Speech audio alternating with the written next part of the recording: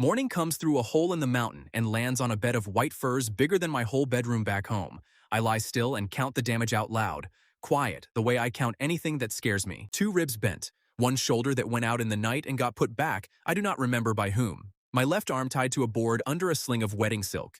The good shirt is on the floor with burn holes in it, and my strength sits at 0, dry as an old well. Beside me sleeps the queen of the goblin horde. Green skin, white hair thrown across the furs. She smiles in her sleep. There is frost on my chest in the shape of her hand. I slide out from under the furs 1 finger at a time, bent like a hook, and pry my boot out of a frozen wine puddle. My knife is still inside the boot. My heart starts beating again. Then I do the thing I came 3 days and 1 wedding for. I put the knife to the white bedsheet and cut out the square with the dried blood on it, her blood, and I fold it flat against my chest under my shirt. The system wakes in my head, flat as a man reading a list. Blood alone is water. Blood on the wedding cloth carries the bond. The makings are gathered. The cure can be brewed.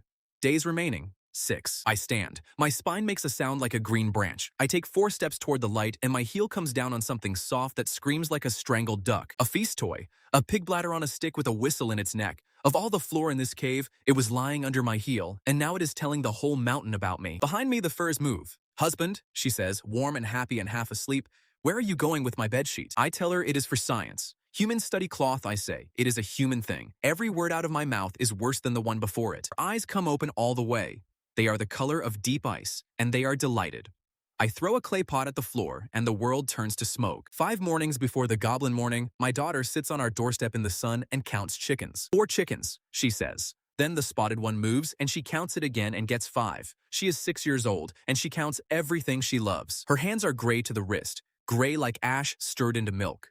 When she waves at me, the gray does not warm in the sun, and I keep my face kind while something behind my ribs folds in half. I am afraid all the time now. The system looks at her the way it looks at broken fences. Subject, 1 daughter, 6 years old. Gray rot in the blood, second turn of 3. Days remaining, 11. My name is Corn. I mend things in Thornmill, wagon axles, roofs, water wheels, and for 2 years, a voice in my head has priced every broken thing I look at. It never lifts a hammer. It never fights. It tells me the truth and the cost, and it leaves the paying to me. Mara is at the well with her sleeves rolled. My wife has gray to the elbow now, and she calls it winter skin and smiles at me with her whole face. Subject, 1 wife. Gray rot first turn. Days remaining, 26. I walk to the gate past shut doors. Thornmill held 300 souls at harvest. The system reads the street like a ledger, 241 still warm.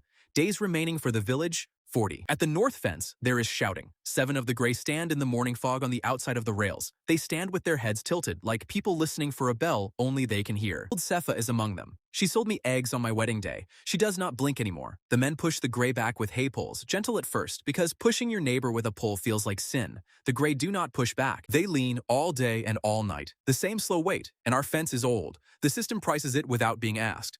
North fence, 9 posts rotted at the soil line. The fence falls on day 5. Repair, 3 days, 40 new posts, 6 men. Odell comes down from the mill house with his winter ledger under his arm. He is 60 years old. He has buried 2 wives, and he does not spend words where a look will do. He reads the fence, then the gray, then the rest of us. He counts our stores out loud to the whole square. Salt, half a barrel. Flour, 31 sacks. Firewood, 20 days if the frost stays kind. Then he says the word quarantine, and the square goes quiet like a held breath. Tam the smith stands by the gate with his eyes red as forge coals. His boy Tam stood up from his cot 2 nights ago and walks at the fence now with the rest of the gray. Bram has not slept since. Nobody says the name Tam where he can hear it. At home, I ask the voice the question I have been circling all morning. Quiet over cold porridge. What mends the rot? The system gives it the same voice it gives a cracked bucket. No drumroll, no mercy. Repair exists. 1 brewing serves the whole village. The makings, 3 bitter herbs the healer woman dries each autumn, and blood of a frost queen, dried into cloth on the first morning after her first wedding night, taken by the hand she wed. Days remaining, 11. I say it back out loud to be sure I heard it. Blood of a frost queen. On cloth. The first morning after her first wedding night. Then I laugh until I have to sit down on the flour bin, and the laugh scares me worse than the fence did. There is 1 frost queen alive. She is Iska, and she rules the Ashfang horde 3 days east in the valley under the black mountain men call the Kettle. Her name is what Thornmill mothers use to make children eat turnips. I mend fences. I am married. I own 1 knife and a back that aches in the rain. The world has weighed all of that and ruled that the hand she weds has to be mine. I laugh once more, shorter. Then I go to find Odell. Odell hears the recipe with his ledger open and his thumbs pressed against his eyes. He asks 1 question. What does it cost the village if you fail? 1 bag, One man, one empty grave, I say. He writes in the margin and tells the square I have gone east to trade for salt. Mara does not tell me I am mad. That would be easier, and she knows it. She takes down the good canvas bag and packs it with both hands steady. Bread, salt pork, dry socks, fishing line, and my good shirt, the one I married her in. You will need a clean shirt for a wedding, she says. Her voice stays level the whole way through the sentence. Then she folds the shirt twice, then once more, then she stands holding it and looking at the wall, and I hold her until the bread on the table goes cold. My ring is iron. Bram forged it the winter we wed, and Mara paid him with a month of bread. At the door she touches it once and does not say what her face is saying. Come back married or not married, she tells me, alive either way. At the gate, Bram puts his hammer hand flat on my chest. My boy walks the fence, and you walk to a wedding, he says. Say that word near me again, and I will fold you into your bag. Odell steps between us with the ledger, like a man putting paper between growling dogs, and Bram lets me pass. Wren walks me to the marker stone past the gate with her hand in mine. The gray is past her wrists. At the stone, she stops me, takes both my hands, and puts on her serious face, the one she uses on chickens that will not line up. 11 days, Papa, she says. I can count that far. I learned at the mill. I will count one every morning, and I will save the last one for you. Do not be late. I am only allowed to keep one, I promise. I fold the promise into her gray fingers like a coin and close them over it. Then I walk east and I do not look back, because if I look back I will stay, and if I stay, she stops on day 11. Bram catches me at the bend past the mill. For one breath, I brace for the swing. He grabs my collar instead and pushes a fistful of black square nails into my bag, his best iron, the kind he keeps for coffin lids and church doors. Or the ones still counting, he says. His voice comes out crushed flat. Then he walks back toward the fence where his boy leans, and I stand in the road holding a bag with nails in it, and my eyes sting like the wind changed. Hala the herb woman waits past the bend with a basket, 3 bitter bundles tied in red thread for the brewing, then 2 clay pots sealed with wax. Bee smoke, she says. It drops a hive asleep in 10 breaths, even the queen. Do not breathe it twice yourself. The east road is empty the first day. Shut farms, 1 burned barn, a dog that follows me for a mile and thinks better of it. I sleep in a hayloft with the knife in my fist. Days remaining. 10, says the system at first light, to no one who asked. On the second day, the wolves find me at dusk. 9 of them, winter thin, folded low over my tracks. I am one man with a knife and a bag of bread, and every wolf present can do that mathematics without moving its lips. I run for the gorge where the old rope bridge hangs. The system reads it while I run, calm as a clerk at closing. 17 planks, planks 8 and 9 rotted through. South rope gone at the knot, hold the north rope. Wait, one man, no more. I cross on the north side with my heels light on plank 7, then 1 long step across 8 and 9 that cost me a year of my life, then the far post. The first 3 wolves come out after me together, because wolves do not read. The bridge holds 1 man. It is holding 3 wolves and no south rope. Plank 8 goes, plank 9 goes, and the river below takes 3 thin shapes east and does not give them back. The rest of the pack stands on the far rim and howls about the unfairness of engineering. Past the gorge, in the last light, I find a cart with a sheared axle pin and a goblin granny beside it, sharpening a kitchen knife as long as my forearm. Green skin gone moss gray with age, and the eyes of a pawnbroker who has already seen my pockets. Her mule is fine. Her axle pin is dead. The system prices it before she finishes complaining. 1 iron nail, 1 hour, 1 man under the cart while the wheel is held. I hold up one of the coffin nails from Bram and ask if supper comes with the work. She feeds me mule stew that tastes better than it has any right to, and she calls me meat the whole evening. Sit meat. Stir meat. Mind the pot. Meat. Her name is Mev. She is driving her pans to a wedding market. The Frost Queen is taking a husband, she says, stirring. 16 suitors stand in the games, 3 games across 2 dawns. The winner weds Iska of the Ashfang at sundown and carries home his own weight in black iron for a bride price. The dead ones go to the wolf pens. I ask about the 3rd game. Mev shrugs with her whole body. The 3rd game is the bride game. The queen names it at dawn and no suitor hears it sooner. 50 years she has watched these games. No 2 bride games the same. For the axle she pays a fair wage. The rest of the stew, a place by her fire, and a small sack of dried snow moss cut from the north face of the kettle. It burns hot even soaked, she says. 1 handful boils a pot. Goblins court with it in winter. She will not sell me a 2nd sack at any price. You take from the kettle what the kettle offers, she says, and no more. She spits twice when she names the mountain, once over each shoulder. I put the moss deep in the bag. By the fire, she asks why a human walks toward Ashfang in a rot year. Salt, I say. She looks at me a long while. That lie is worth 2 coppers, meat, she says. The true one will cost you more. I keep my coppers. On the 3rd day, the road climbs and the air forgets summer. Frost ferns grow on the rocks, then the trees quit and a wall of gray logs shuts the pass with 1 gate in it, and on the wall stand orcs. I have seen orcs in drawings. The drawings are polite. Smallest one is 7 feet. The one who comes down to the gate is past 9, green as riverstone, tusks capped with iron, a white shield on his back the size of a table set on end. The gate scribe calls the name down the line. Gorham, shield commander of the queen. Toll, Gorham says. I offer coppers. He looks at my coppers like I would look at a dead mouse in the flour. Then he looks at my hands one breath too long. The toll is what you want to keep, human, he says. That is the toll on this road. So, the iron ring Mara paid a month of bread for goes onto a leather cord at his belt, between a bear claw and a dried something I choose not to study. My face stays flat while he ties the knot.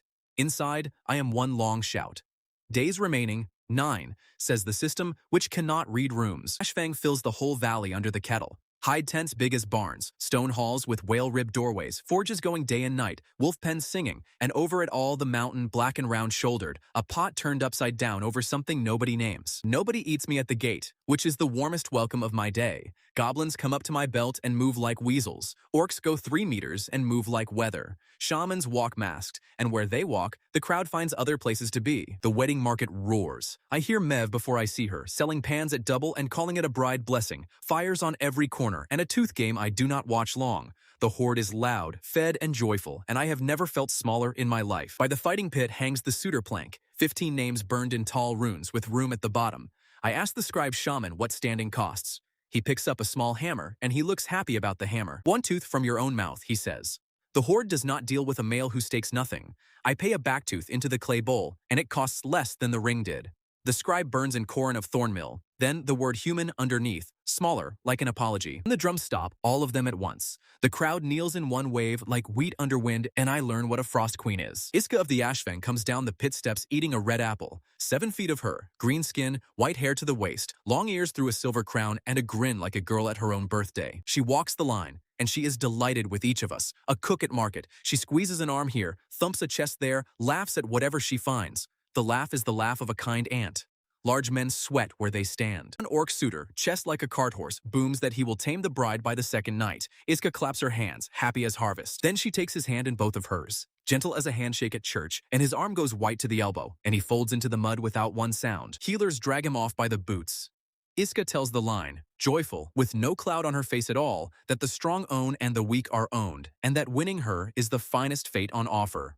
She plainly cannot picture a living thing wanting anything else. Then she reaches me and stops. I come up to the bottom of her ribs. She bends down, hands on her knees, like I am a strange beetle on her doorstep, and her face lights up like a festival. What are you, she asks. A husband, I say. The words are out before my sense can catch them. Iska laughs so hard she has to sit down on a shield rack, and the shield rack dies under her. 15 suitors watch a queen sit laughing in broken furniture.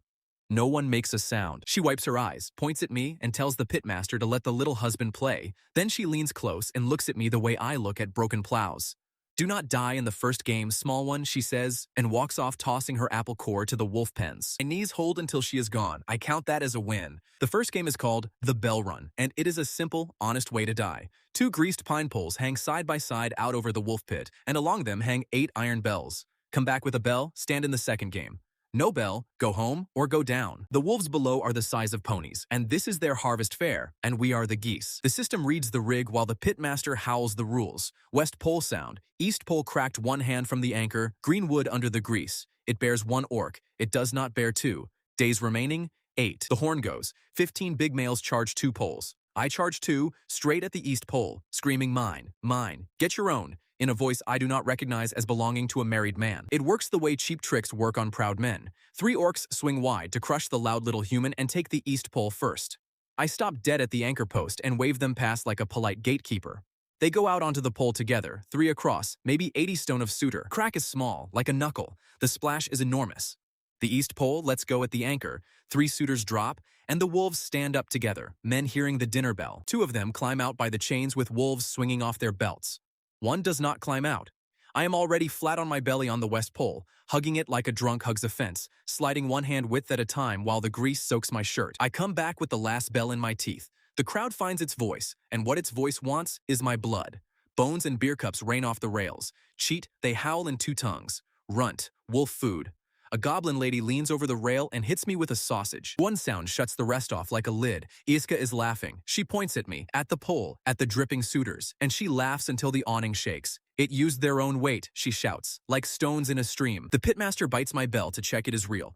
8 of us stand for the second game. 7 of them look like siege equipment. I look like a thing the siege happened to. Days remaining. 8. Second game is the answering. Old law, Mev told me over the stew. Any suitor may call out any other suitor. The called must answer or be struck from the plank. The queen watches from a high chair, and whatever she thinks arrives on her face with no delay at all. The big pairs go first, and it goes like weather, 2 mountains at a time. Shields split. One orc leaves with his arm pointing a direction arms do not point. Then a shadow slides over me, and the pit goes happy in a way I do not like. Skarn, the crowd chants. Shield son of Gorum. 9 feet of him, tusks capped in white iron. Before he calls me, he looks up at the wall where Gorum stands, and Gorum gives him one small nod. The nod you give a fly you have finally decided about. I answer the call, because the plank with my name on it is the whole plan, and a struck name walks home with an empty bag to a girl who is down to 8 mornings. The sand gets raked, and my mouth goes dry as flour. I ask the system for Skarn. Right knee, chipped under the cap, old wound, favored on stone. A heel strike to the inside face, 3 fingers below the cap, ends this fight. Days remaining, 8. For one whole breath, I believe I am about to be a legend. Songs at the fair, the queen wiping her eyes. I duck the first swipe because he is lazy with it. I slide under the second because he is still lazy. The crowd starts laughing at him, and that is the last favor the crowd ever does me. He stops being lazy. I put all of me into the heel strike, right where the voice said, 3 fingers under the cap, inside face. It lands square. Skarn grunts like a man at a door that sticks. Then he looks down at me with something near respect, the kind you give a biting flea. The system says, strike true, mass insufficient, which is a long way of saying the lock was honest and my key is baked from bread. Days remaining, 8. He takes my leg out of the air like fruit off a low branch. The world rolls. Mud, sky, mud. Then my left forearm is across his knee, and he leans on it with no hurry at all, and the bone goes with a wet green sound I hear through my teeth more than my ears. I would like to report that I took it in silence. I scream like a goose. The crowd loves the goose.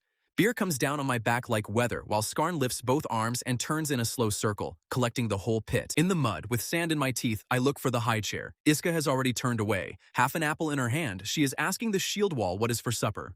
Gorum smiles for the first time all day. That reaches me under the arm. I name it to myself in the mud, because naming is the one trait I have left. Shame. It tastes of pit sand and warm beer, and it weighs more than Skarn. Gorum comes to the rail, while 2 goblins drag me out by the boots. He turns my ring on its cord with one finger, slow, so I see it move.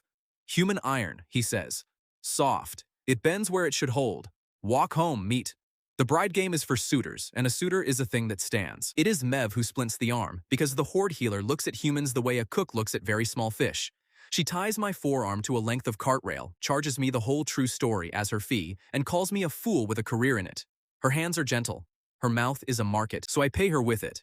Ran on the doorstep, the count on her fingers, the cloth, the bond, the brewing. At the end, she says one thing. Queens bleed like anybody, meat. It is the getting close that kills. Straight break, says the system over her shoulder. 6 weeks to knit. Lift nothing heavier than bread with that hand. Days remaining, 8. In the pens, the wolves start up, singing over whoever lost the second game worse than I did. Goblin boy with a drum walks the tent rows at dark, shouting the news in both tongues. The bride game at first light. Whoever stands on the pit sand at the horn stands in it. The rest are struck from the plank. He shouts it cheerful, the way boys shout other people into the grave. I lie on the cartboards and count with my good hand, because counting is what my family does when we are scared.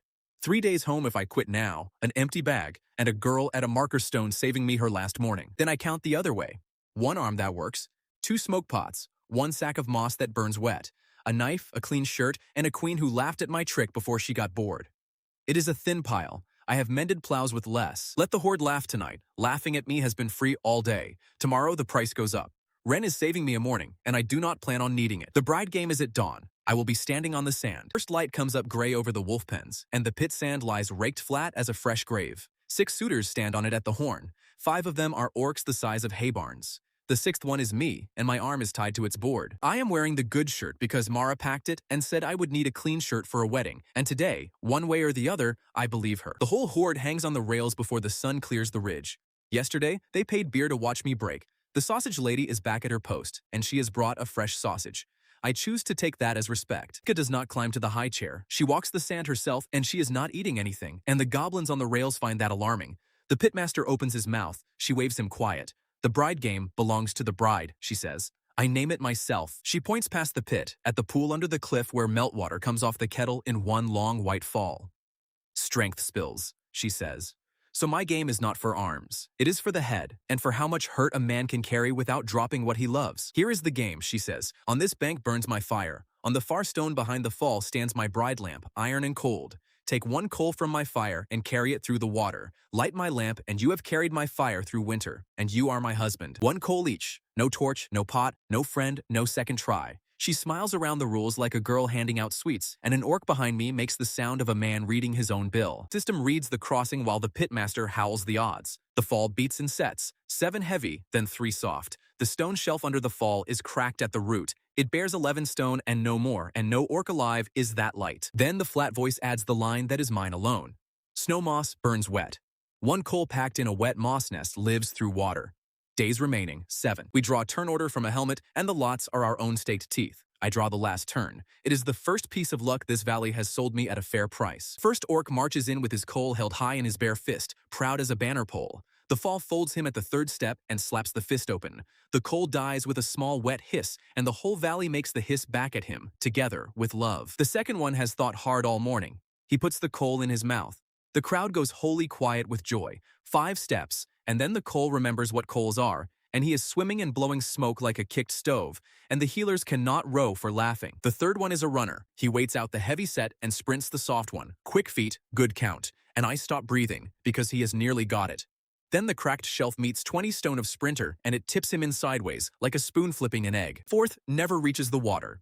His coal rolls out of his hand in the spray mist at the lip, and he stands looking into his empty palm a long while, the way you look at a friend who has borrowed money and left town. Skarn goes 5th. He does the clever thing and the strong thing at once. His shield held over the coal like a roof, and he walks the heavy set without bowing, which nobody else alive could do, and I hate how fine it looks. Then, he puts all of himself on the cracked shelf, and the shelf finishes the argument. Shield, coal, and shield son go into the pool as one piece of furniture. The pool keeps the coal. It gives Skarn back minus most of the reputation, to the loudest laugh of the morning. On the wall, Gorham has not moved the whole morning. Only his knuckles have. They are pale as the shield on his back, and I file that away in the drawer, where I keep things that are none of my business. My turn. I kneel at the fire of the queen, with the whole horde breathing on my neck, and I pick a coal the size of a thumb, and then I open the little sack from Mev, and 40,000 people lean in at once. I soak the snow moss in the pool, ring it once, and pack the coal into the wet nest, and tie the bundle shut with the lace off my boot.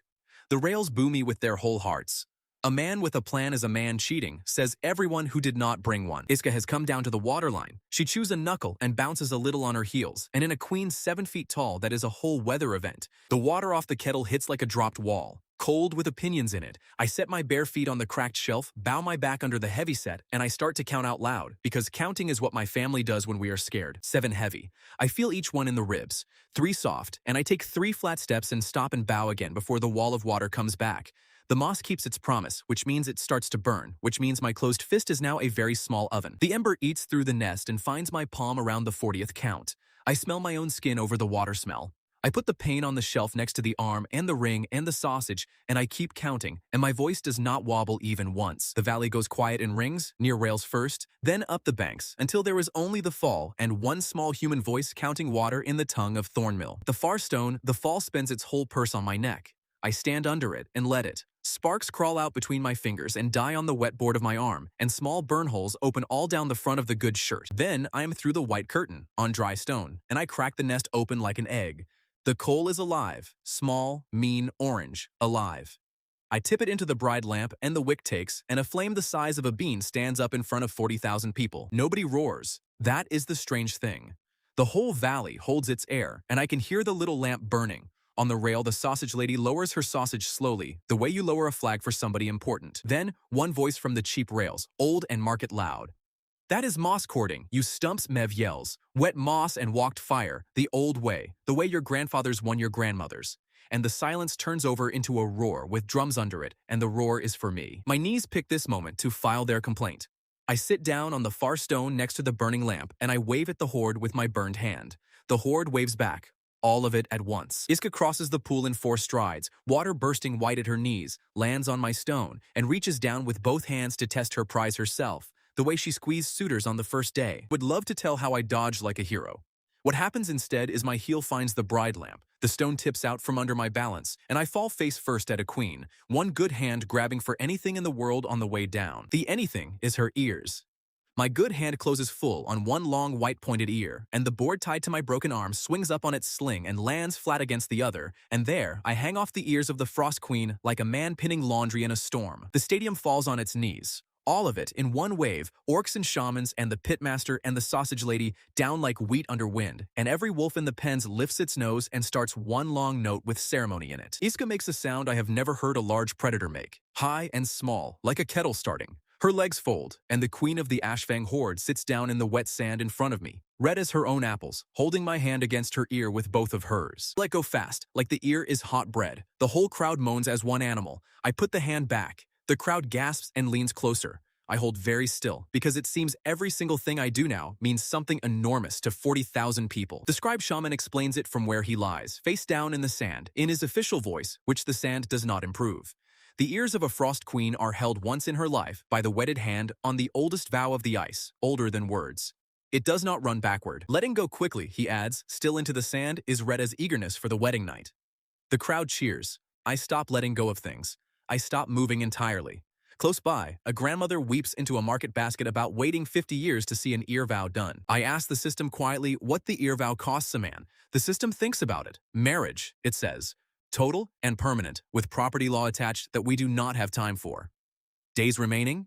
7. So I came to this valley to win one wedding, and I have now won the same wedding twice before noon, once by fire and once by ears, and neither one can be given back. Mara is going to have questions about efficiency. Iska stands up with wet sand all down her royal back, lifts one hand, and the valley goes silent so fast it pops my ears. She looks down at me, and she talks to me and to everyone in the voice queens keep for law. This one, she says. Yesterday, the shield son broke his arm on my sand, and I looked away because broken things bore me. I was wrong. At dawn, he stood at my fire with the big ones. Nobody carried him there.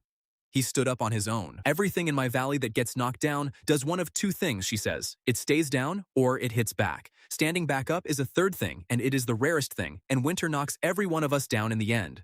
I want the man who stands up. Then she bends close, so only I and the front rows can hear, and her voice goes soft as snowfall on a roof.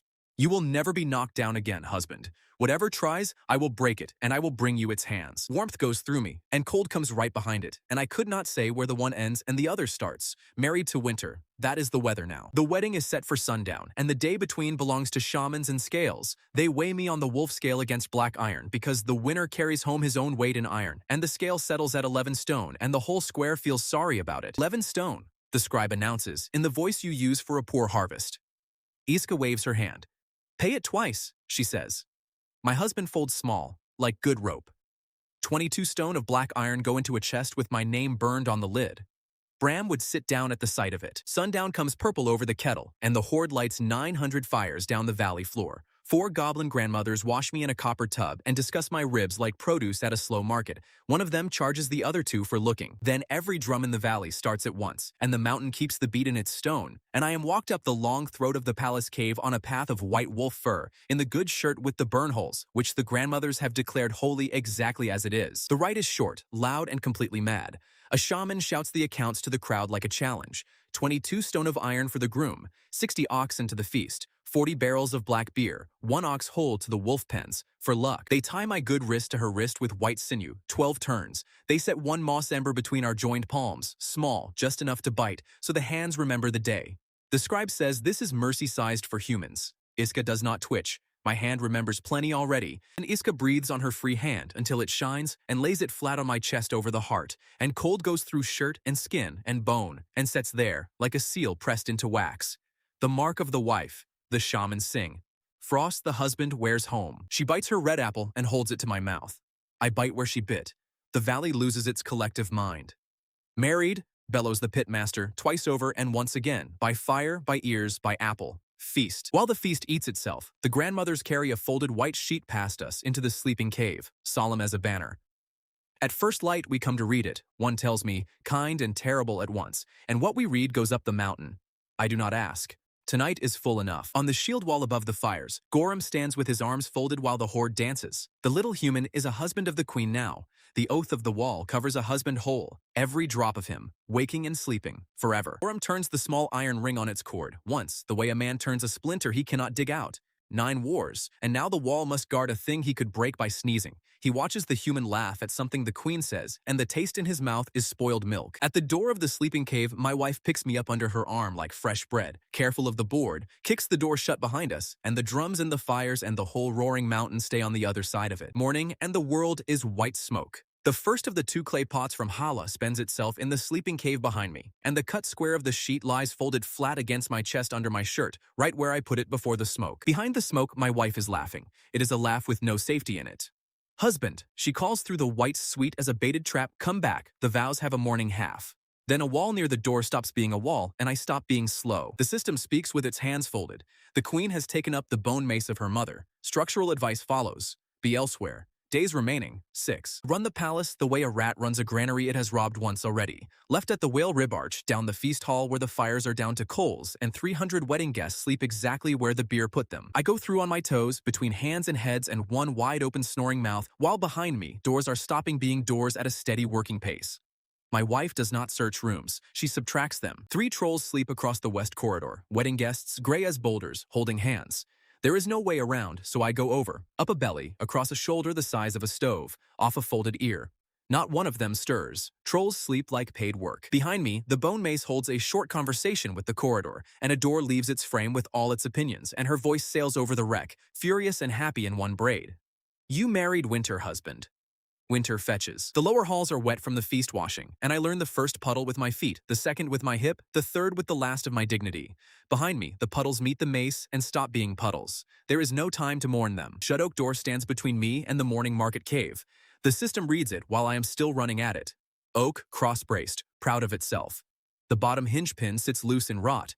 Hit low, hinge side, and mind the arm. I hit low with my good shoulder. The door holds, the frame quits, and I go through sideways, door and all, into a market square where 90 goblins are setting up stalls, and every single one of them stops working to enjoy the show. 4 wall guards close on me with spears level. Then all 4 remember at the same instant that a bruise on the husband of the queen is a very short career, and the spears go up like reeds, and one guard bows and points me at the front gate, politely, with both hands. Running the gate lane, I work the folded square into the greased moss sack from Mev, one-handed, and pull the lace knot tight with my teeth.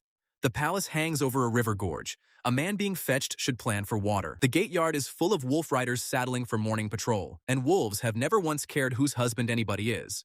So the second clay pot from Hala cracks on the cobbles, and I walk the yard inside my own private fog, one breath held, while a choir of wolves sneezes me through. Through a high broken arch, for the space of 2 heartbeats, I see the kettle in first sun. A stair is cut up its black side. A line of masked shamans climbs it, carrying something long on poles, and at the very top, the snow is melted away in a perfect dark ring. I do not understand any piece of that, and there is no time to buy one. I put it in the drawer with the knuckles of Gorum and keep running. The east gallery ends at a window over the river gorge.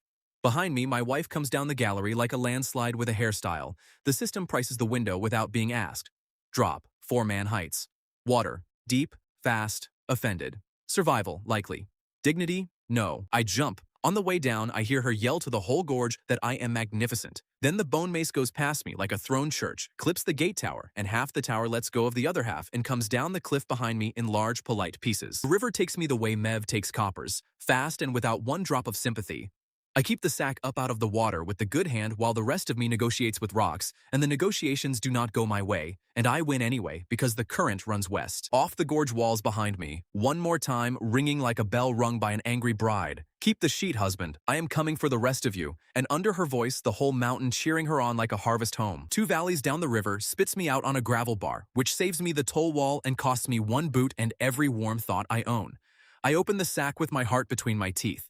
Dry. The brown flakes hold to the cloth. The makings hold, says the system. Days remaining, 6. 3 days walking, and I will keep the ledger of them short. Day 1, I trade my knife sheath and 2 of the coffin nails to a swineherd for bread, a walking stick, and 1 boot near my size. My feet call it the finest trade of my life. Day 2 brings fever in the arm and the old rope bridge, which now has a gap where planks 8 and 9 used to live, and no south rope, and a strong opinion about weight. Crossing it with 1 arm in a board is a prayer with knees in it. Go over at gray dawn, sideways on the north rope, counting all 17 planks out loud, including the 2 that are only air now.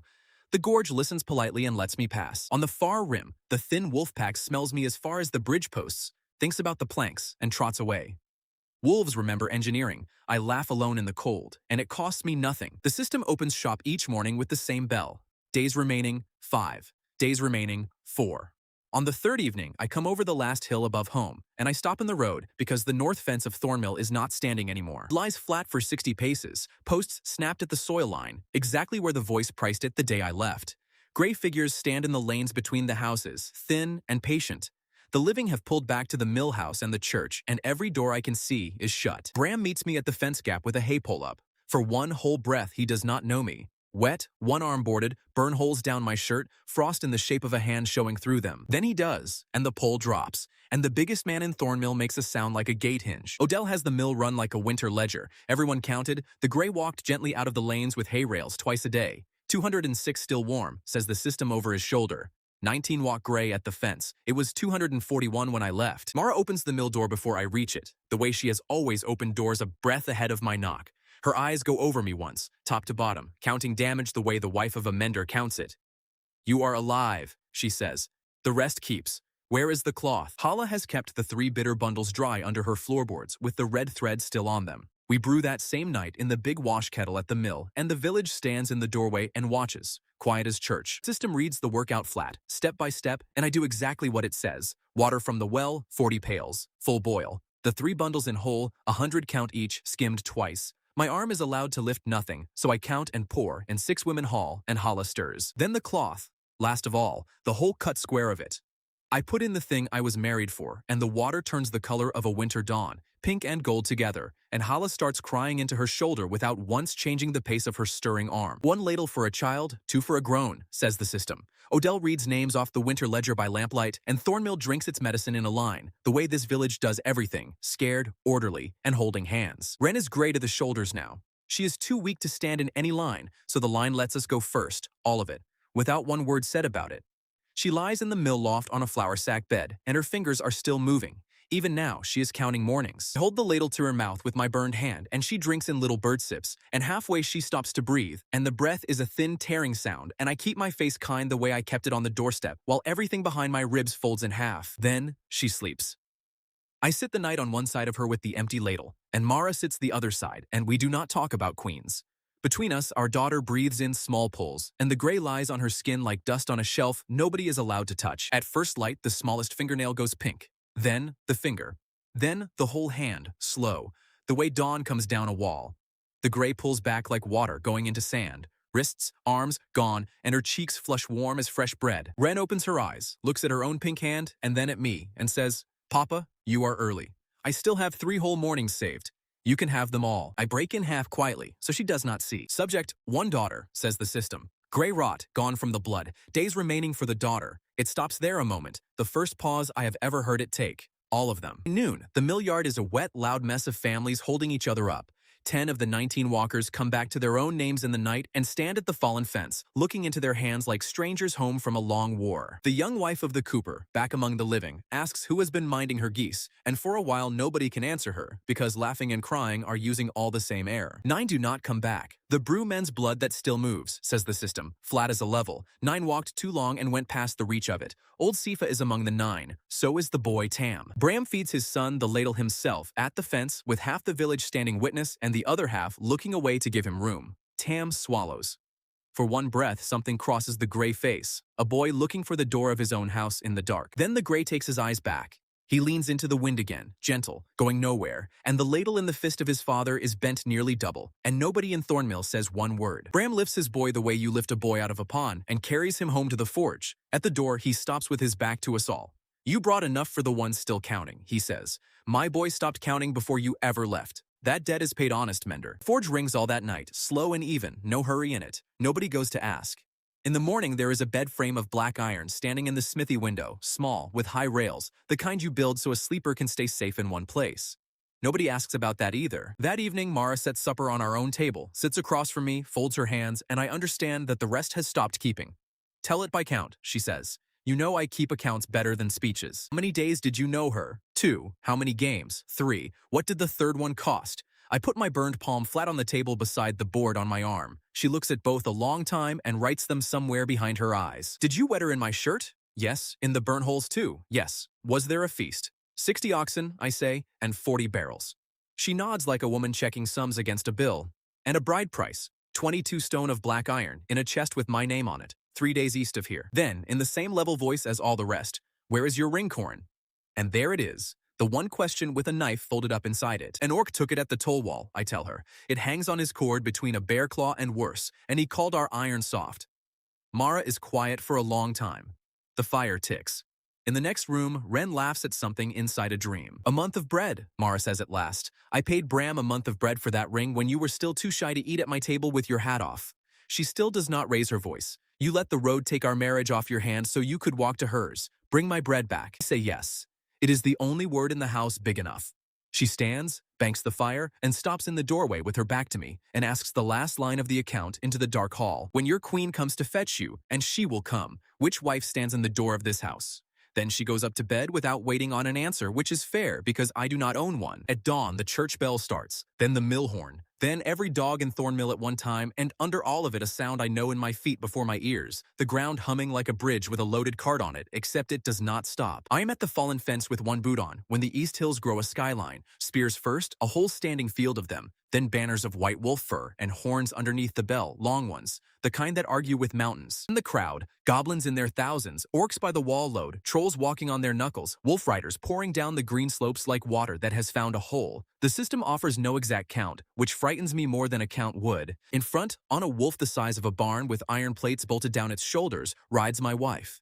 Even from here, over half a valley, I can see two things about her with no strain at all. She is furious. And she is blushing. She stands in the stirrups, and her voice rolls the valley flat, the way the fall rolled me. People of the mud village, a human has stolen the heart of the Frost Queen and the sheet off her wedding bed. Both of those are mine. Return my husband to me alive and whole and unbruised, she calls, or I will come and collect him myself, gently. The horde answers her with one sound, a wedding cheer the size of a war, with axes in it.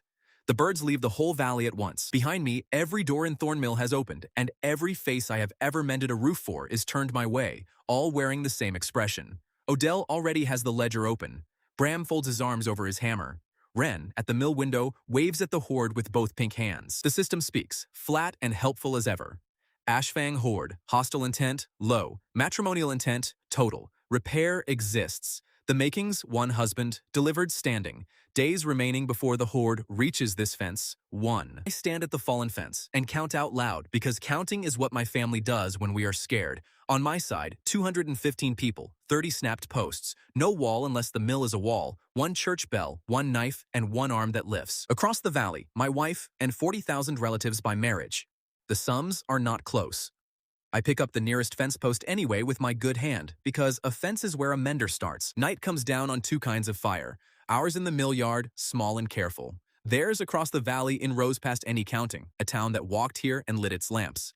Our dogs answer the wolf pens all night and try to sound bigger than they are. I sit on the fallen fence and ask the system again, slow, the way you walk a witness back through a story. Ashfang horde. Hostile intent, low. Matrimonial intent, total. I ask how long the doors of Thornmill hold if I am wrong about tomorrow. It prices that too. Doors, 9 minutes. So nobody is coming to kill us. Somebody is coming to collect us. And the difference is the difference between a flood and a taxman. I decided at the bottom of the night, alone with the frost. At first light, I meet them at the gap. One man, no pole, no smoke. The village votes no with every hand it owns. Bram plants himself in the gap and offers to be a wall. Hala jabs a finger into my chest and calls me 3 kinds of fool. Odell does the worst thing. He opens the ledger and counts out loud what my being wrong will cost. 1 mender, he says, then the smith because Bram will swing, then the fence, the mill, and every name in this book by supper. He shuts the ledger. And if you are right, the price is 1 wedding, already paid. I have watched men bet worse for less. Stand at your fence, mender. Mara does not vote. She stands in the mill door with her arms folded and looks at me the way she looks at a bill she has already decided about, and she says nothing at all, and her nothing is louder than the whole square. First light, Ren does the leaving right, because in this family, that office is hers. She takes my one good hand, turns it over, and puts on her serious face, the chicken face, and the horde across the valley can wait, because this cannot. She works the bottom button off the good shirt, the last one the Burns left alone. She bites it the way Odell bites a strange coin. 1 button, papa, she says. I am lending it, so there is interest. It comes home by supper and you sew it on yourself. Then she opens my fingers and lays one of her 3 saved mornings on my palm, invisible and heavier than the button. I am spending this one on you, she says. 2 left. Do not make me open the last one. I close my hand on nothing, and for a while I cannot say one word. The horns start when the sun clears the east hills, the long ones first, then the small brass ones, then every drum at once, and the horde comes down the green slope like a year of weather arriving in one morning. It stops on its own side of the snapped posts. All of it, 40,000 strong, stops in 3 breaths, in a line so straight it could have been drawn against a rule. Order like that in a crowd that size is the scariest thing I have seen all week, and it has been a strong week for scary. Iska rides the plated wolf to the gap and swings down. Green skin, white hair braided for the road, the silver crown pushed back like a hat at harvest. She is furious and happy at the same time the whole way to me, and her face cannot pick one. Husband, she says, you look terrible. Who bruised you since me? The road, I say. She turns and tells the road, over her shoulder, in front of the whole morning, that it is a dead road. Then she remembers she is furious with me and pulls her face straight. You robbed me, she says. In my own bed at first light, with my guards asleep at both doors. Then, in the same breath, warm as the fires behind her. I have thought about it every hour since. Nobody alive has dared rob me. How is the arm? Is it setting straight? The running away I forgave before breakfast, she says. Running is courting. Every goblin knows this, and you run beautifully. She points one claw at my chest. The theft is the crime, husband. You could have asked for the cloth. I would have said no, and that would also have been courting. Behind her, the dowry comes through the gap, and I watch my village learn a new size of afraid. Cart after cart, axles crying under black iron, barrels of salt, 600 oxen with white ribbons on their horns, a cage of wolf cubs with the mark of the queen burned on the boards. Scribe shaman walks beside the carts with a ledger of bone and reads the load bill to the whole valley. Black iron, 40 cartloads. Salt, 12 barrels. Oxen, 600. Wedding beer, 16 barrels, he says, then looks into one wagon and says 15, and does not explain. Behind the carts, the wedding market has followed the wedding.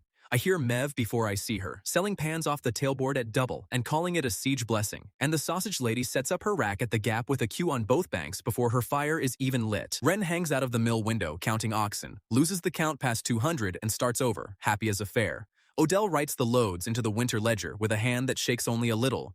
Nothing has ever stood on this page, he says. The page is called Received. Then the scribe rolls up the load bill and takes out a smaller board, and the drums stop, and I understand that the presents were the soft half of the morning. Hear the law of the horde, he calls. A male took the bond of the queen by fire, by ears, and by apple, and gave no payment back. He cut the proof from the wedding cloth and carried it off before the reading. The reading belongs to the mountain, and the mountain has not had it. A stolen bond is a debt, he calls, and an unpaid debt falls on the folk that shelter the debtor. That is the law under the kettle. He rolls the board shut, and Gorham finishes it from the front rank, flat as a shield on a grave.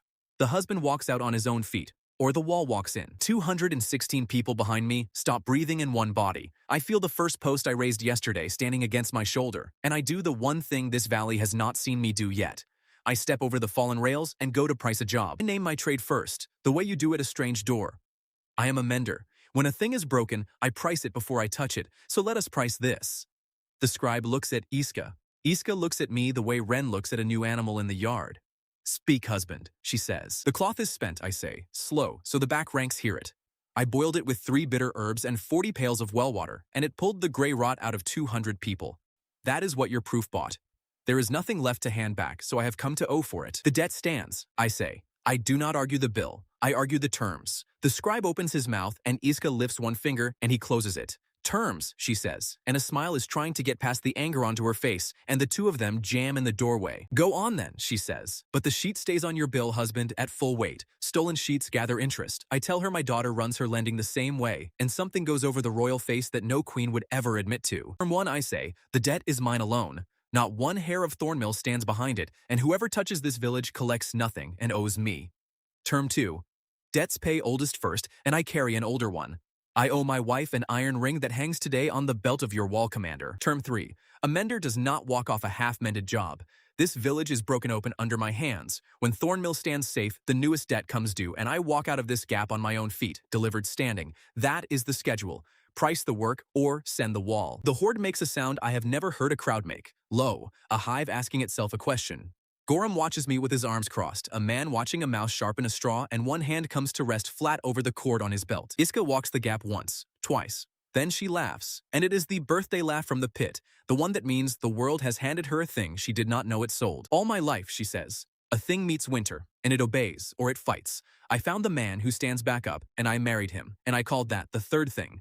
Now the same man haggles with me like a granny over a fish, and that is a fourth thing, and I am keeping all of them. We are not finished, I start to say, and a brass horn sounds behind me from the west road, thin and official, and every head in the valley turns at once, one field of wheat with an opinion. Horse gives up at 50 paces on the first wolf smell, which speaks well of the horse. The rider walks the rest, leading it, green cloak, bright buttons, boots that have never met a field. He announces himself to the whole valley. Cray, rider of the Eastern Circuit, voice of the crown. He unrolls a paper with a wax seal the size of a fist and reads it at us the way weather reads a roof. By order of the crown, the village of Thornmill is declared plague ground. In 14 days from this notice, the fire column arrives and the site is rendered to stone. Odell asks about the people. Cray finds the line with one gloved finger. Residual population is included in the rendering, he reads. The crown skips the testing, he adds, bored. Fire settles every question at one price, and the ledgers in the capital carry no column for maybe. Sam steps up with his voice down where the forge keeps it. My boy lies in an iron bed with high rails, he says. He is between things. Which line of your paper is he? Cray does not look up. Residual, he says, and nails the notice to our gatepost with one tap of a little hammer. Then he sees the hoard properly, the whole east hillside of it, the spears, the oxen, the wolf the size of a barn. His face empties like a dropped jug. Are those yours? He says. Relatives, I say. By marriage. He looks at the notice on the post as if it might want rewording. Iska comes to stand behind my shoulder the way a mountain range stands behind a fence. She reads the notice over my head, moving her lips around the crown words. 14 days, she says, pleasant as market morning.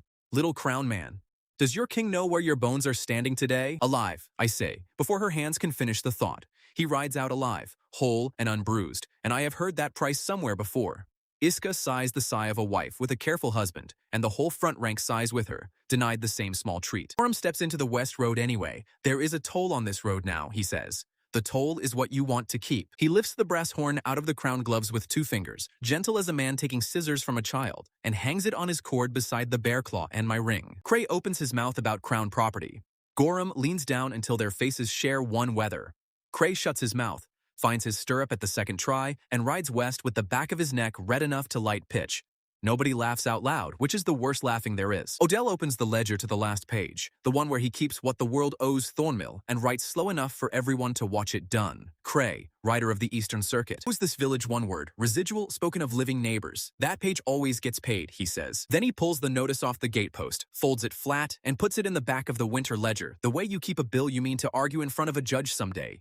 The nail he leaves for Bram. The system reads the road dust, flat as ever. Fire column, foot, wagons, pitch, oil, standard crown work. Days remaining before it reaches this fence, 14. The line I have been chewing since the seal cracked. A burned village pays no debts. Repair exists. I set the new arithmetic where both banks can count it. Your law says my debt falls on Thornmill if I do not walk. His paper says Thornmill stops existing in 14 days. Ash cannot pay you, and a fetched husband mends nothing from 3 days east.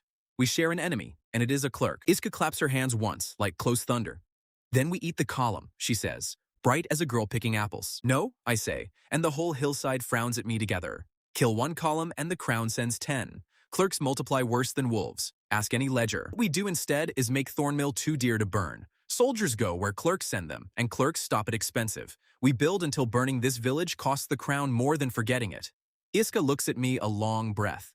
Husband, she says, this is the best wedding I have been to. Mara comes down to the fence at midday with bread and a jug, because in this village even the end of the world waits for dinner. She sets them on the flat rail. Then she looks up the whole height of the Queen of the Ashfang and does not step back, and the gap goes very quiet on both banks. Iska looks down with honest delight, the way she looks at anything that might turn interesting. The bread wife, she says, plainly, a title, like Miller or Smith. Mara takes it the way she takes weather. One of us should pour, she says, and pours for them both without spilling a drop. Kept my husband alive 20 years before I found him, Iska says, and she means it as thanks, and it lands like a dropped anvil. Name your fee for the upkeep, iron, salt, or oxen. A man like this is dear to keep working. I have owned him 6 days, and he has cost me a gate tower already. Mara does not blink. She wipes the rail with her apron and answers in the ledger voice, the one that is never wrong about a price. 20 years. 3 floods, 1 bad harvest, 1 gray winter, 2 roofs, 1 child.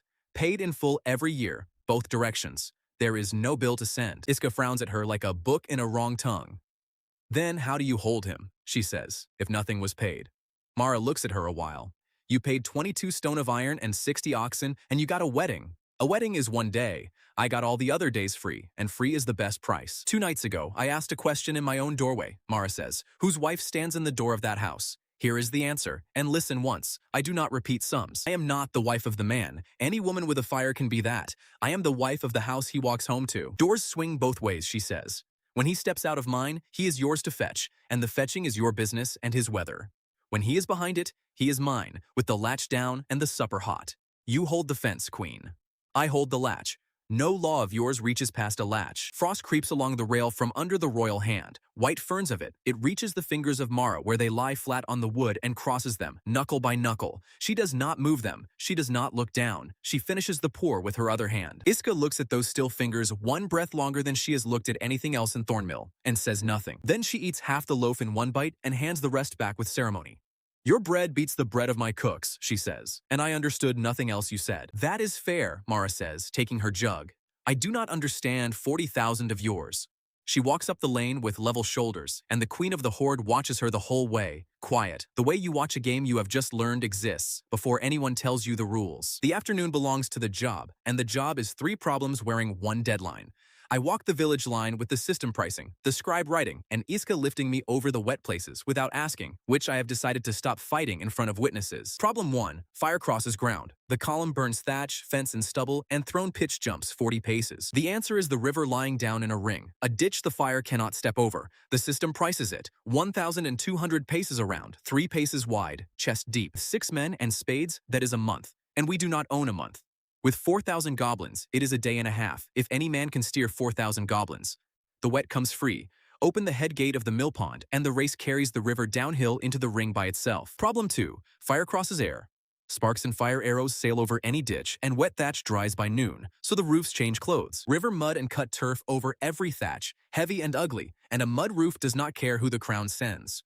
40 roofs, 2 days, every pair of hands. Problem 3. A ring needs a door. A ditch that keeps fire out keeps carts out, and a village with no door is a grave with better manners.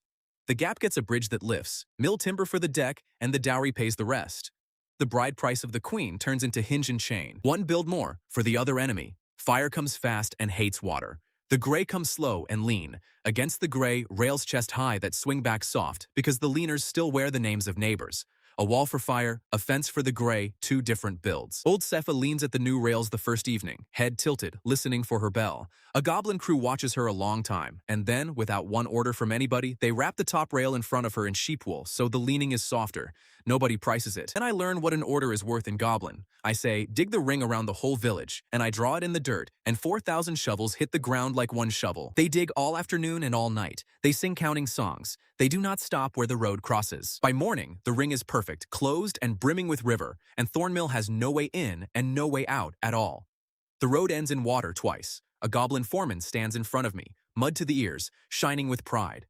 It goes around, husband, he says. Around is what you said. So the bridge stops being a plan and becomes an emergency, and I will grant that this moves a schedule. Bram and the Horde forges take the dowry iron that same hour, and by dusk the chain they hang weighs more than my house. The first time the deck lifts, both banks cheer in one voice. The roofs go worse and better. I say, roofs must not burn, wet them, and walk off to the ditch. When I come back, 5 roofs are missing. The crews lifted them off whole and are dipping them in the mill pond like bread and soup. The roofs are wet, husband, says the foreman.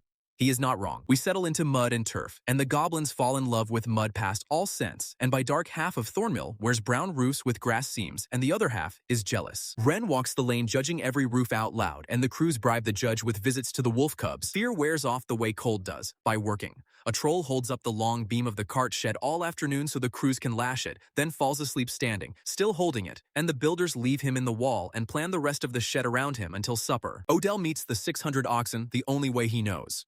They are eating the church field down to mud, so he walks into the Horde camp with the winter ledger and bills the Ashfang Nation for grazing, a copper a head a day, dated, signed, witnessed. The scribe shaman reads the bill twice with his lips moving, pays it in black iron on the spot, and asks for a receipt. Odell writes him one. The two of them stand a moment admiring each other across 2 languages, 2 men who have each found his own kind in a strange country. The forge burns late, and it is not chain work. I carry Bram his supper because Mara tells me to, and I find him kneeling at the iron bed, fitting axles under the corners. 4 hay cart wheels, greased silent.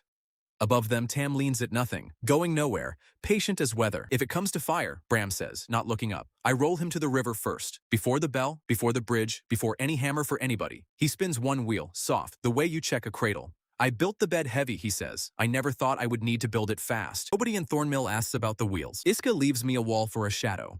The oath covers a husband whole, she says happily. Every drop, waking and sleeping, and Gorham takes the order with the face of a man assigned to guard a soup.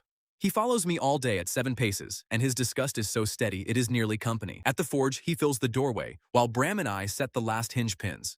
When he crosses his arms, my ring turns on its cord, small soft iron between the bear claw and the brass horn, and Bram sees it turn, and the bellows stop, and the room goes 1 degree too quiet. I put my price on the table in front of witnesses. Bram, Odell, the foreman, and a queen leaning in at a window she does not fit. Name the ransom on that ring, I say. I offer what it cost the first time, a month of bread, delivered warm to your wall, and I carry it up the pass myself. Bram looks at the offer the way he looked at my coppers at the toll. Keep your bread meat, he says. Here is my price. The day your soft human iron holds where black iron breaks, the ring walks home on its own. Until then, it hangs where every wall can see what a human promise weighs. Bram says nothing at all. He takes 1 black square nail off the shelf, the coffin iron, the kind he keeps for church doors, stands it upright on the anvil, and looks at it a long while. Then he starts the bellows again, slow and even, no hurry anywhere in it. The system prices what it can see, because that is its whole religion. Ransom named, 2 prices, no match. Debt open. It has no line for the way Gorum turns the little ring behind the bear claw when Iska passes the window, so I keep that line myself, in the book behind my ribs. At dusk on the 3rd evening, the shamans do the one thing nobody explains. They carry a stone off a dowry cart on 2 poles, black glass, loaf-sized, and set it by the gap with songs I do not know. A gift from the mountain, the scribe says, for the marriage. That is every word I get. By dark, the snow around the stone has melted back in a clean ring, wide as a wagon wheel, and every wolf in camp walks around that ring without being told. I put it in the drawer with the knuckles of Gorum and the stare up the kettle. The drawer is getting full. Late, I stand on the bridge deck and count out loud, because counting is what my family does when we are scared. Behind me, 215 people and a button owed. Across the ditch, a wife by fire and ears, 40,000 relatives by marriage. West, a clerk, counting wagons. The system closes the day as it opens 1, no drum roll, no mercy. Ditch, 1,200 paces, wet, closed. Bridge, deck laid, chain hung, lift tested. Roofs, 22 of 40 in mud and turf. Gray fence, leaning, holding. Days remaining before the fire column, 11. The system opens shop at first light. Roofs, 26 of 40 in mud and turf. Ditch, wet and closed. Days remaining before the fire column, 10. Then I walk the ring and hear a new sound under the bank, a soft ticking like a clock made of glass. The ditch is growing skin, clear ice, thin as a fingernail, and the system prices it. Still water freezes. At this frost, the ring bears a walking man in 4 nights, and a ditch a man can walk over is a decoration. Water that runs does not freeze. It has no time to. We knock the mill pond head gate 2 boards wider and cut a low step at the far end, and the ditch turns from a pond into a slow river going around a village, and goblin crews cheer the leaving ice like boats at a fair. The roofs finish the day after, 40 of 40 in river mud and cut turf, brown and ugly and proud. Mud is a religion now. I said cover what burns, and a goblin crew does what a sentence says, out to the last word. They mud the woodpile. They mud the fence rails. They mud the sleeping troll in the cart shed wall, gently to keep the wall whole. They mud the yoke and rope of the church bell because rope burns, husband, and the first alarm of the morning goes thud. Then the crews mud the geese of the cooper wife, all 9, feather by feather. 9 small brown soldiers patrol the lane, furious and warm, and Wren grades the village out loud and puts the geese above every roof in Thornmill. The geese take the honor the way they take everything. That night, the real frost comes down, the kind that makes trees speak, and a sound goes through the village like a dropped kettle. 1 crack, iron on iron, the long rattle of chain paying out, a boom of timber, then quiet. The bridge lies down flat across the ditch. 1 chain link, black dowry iron, cracked at the shoulder. Black iron is proud and hard, and deep frost makes proud things brittle. The door of Thornmill stands open and cannot shut. Days remaining before the fire column, 9, says the voice, over a door lying flat as a served plate. Bram is at the wreck before me with a lamp in his teeth. He picks the dead link out of the snow, turns it twice, and gives it 1 word. Cheap. Takes down the black square nails, the coffin iron he keeps for church doors, the iron that has stood on his anvil since the day Gorum priced my ring. He works the night through, and I hold the tongs and keep the count. By first light, there hangs in the chain a link of soft human iron, fat as a wrist, plain as bread. Bram quenches it slow and speaks to it, and to every wall that cares to listen. Soft bends before it breaks, he says. Bent is a thing a man can hammer home again. The lift is still 6 men and 100 count, and thrown pitch jumps 40 paces. A door that takes 100 count to shut is a slow joke with oil at the end. Wren drags me home for porridge past the dowry carts, and my sums finish themselves on the way. Under a tarp sits the chest with my name burned on the lid, 22 stone of black iron, my weight paid twice at the wolf scale. We hang it off the short arm of the bridge for a counterweight, and the door of Thornmill comes out weighing less than a full bucket at the handle. Wren lifts the bridge alone that afternoon, in front of both banks, hand over hand on the rope, tongue out. 6 years old, shutting a town. The goblin crews kneel and name her door warden of Thornmill, and she accepts the office gravely. Days remaining before the fire column. 8. Sella comes up the west road at dusk on a mule with opinions, under panniers of jars roped like a ship. An elf, tall as a spear, stood on end, silver hair cut blunt at the jaw. She reads our wall of relatives the way Odell reads a strange bill. Gorham comes down for the toll. The toll is what you want to keep, he starts to say, and she is already holding out a small clay jar. For the shoulder that aches when the shield goes up, she says. He waves her through, robbed, and hates every step of it. She walks past the market without a glance and goes to the rails at dusk, where the walkers lean. She counts the 8 of them twice. Then she turns me by the shoulder and tells me to look at their faces and say what I see. Every face points the same way. Uphill, east, over the roofs, at the black round shoulder of the kettle. The system reads it flat. Walkers, 8. Facing, all 8, the mountain. A season at these rails, and my eyes slid past it every day. My name is Sella, she says. I sell what grows. 6 years I have walked behind the gray rot through 41 villages, and in every one the walkers lean at this mountain, and the lean pulls harder every mile east. Yours is the closest village still breathing. I ask what mends it. I do not mend, she says. Your brew mended it here, and word of that brew walked 4 valleys west, and so did I. I hunt the spring this sickness pours from. I would rather stand uphill of it. In the morning she opens her stall, and my burned palm ends its long argument with me. She smears on a green paste that smells of cut hay and cold rivers, and the burn goes quiet for the first time in a week. I thank her twice, which is my mistake. Frost arrives at my back the way weather arrives. My wife looks at the elf looks at my wife, and the market between them quietly packs its stock. What are you? Says Iska, word for word the way she once asked me. An apothecary, says Sella. I keep husbands working. This one is kept, says my wife, and lays one cold finger across my salved palm, and the ache goes to sleep under the frost. Numb, says Sella, pleasant as a knife drawer. Where I trade, numb is what dead calls itself while it can still walk. He keeps, says Iska. Cold keeps things. Then the two of them agree, loudly, before witnesses, that this is a medical question, and no other kind of question at all. I find urgent mending at the far end of Thornmill, and it does not save me. By noon, I have been cured of complaints I made up on the spot. At the gap at noon, Sella stops in the road like a mule that has seen the bill. She has found the stone of black glass. The snow holds its melted ring around it, wide as a wagon wheel, and the wolves that pass it swing wide without being told. She circles it once, the same arc as the wolves. Then she holds a palm flat above it, close, no touch, for a slow count of 10. It is warm, she says, the way an egg is warm when the mother sits near. Then she shuts her hand and walks away from a paying question. 2 valleys west, the fire column camps with no songs and posts a double watch that faces its own tents. A sergeant walks the wagon line at dark and wipes one more name off the roll with a wet thumb. The oil wagons ride heavier every week, and no clerk in the column asks with what. Days remaining before the fire column. 7, says the system at first light. By mid-morning, the West Hills answer. Dust first, a brown smudge. Then horns, crown brass, short and square, with no argument in them. The mud church bell adds one loyal thud. System corrects itself out loud, which I have heard it do once before, over a daughter with pink fingernails. The column kept no pace known to roads. Correction follows. Days remaining? None. Fire column arrived. Wren shuts the town while 400 men of the crown come down the west road in ranks of 4, with 60 barrels of oil and 12 of pitch creaking behind.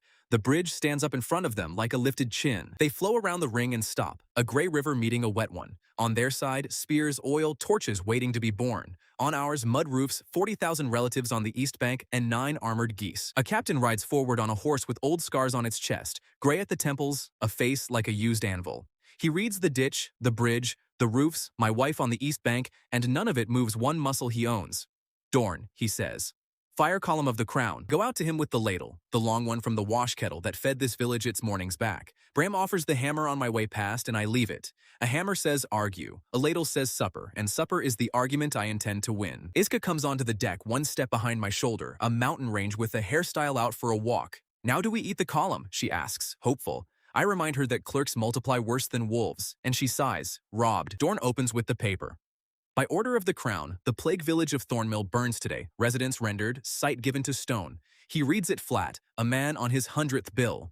Then he looks past me at the mud roofs and the running ditch and says, show me the plague village. I tell him the plague here is cured, and his order is a letter to a dead man. Orders burn what they name, he says. The paper does not care what stands under the name. Fire column, 400 men.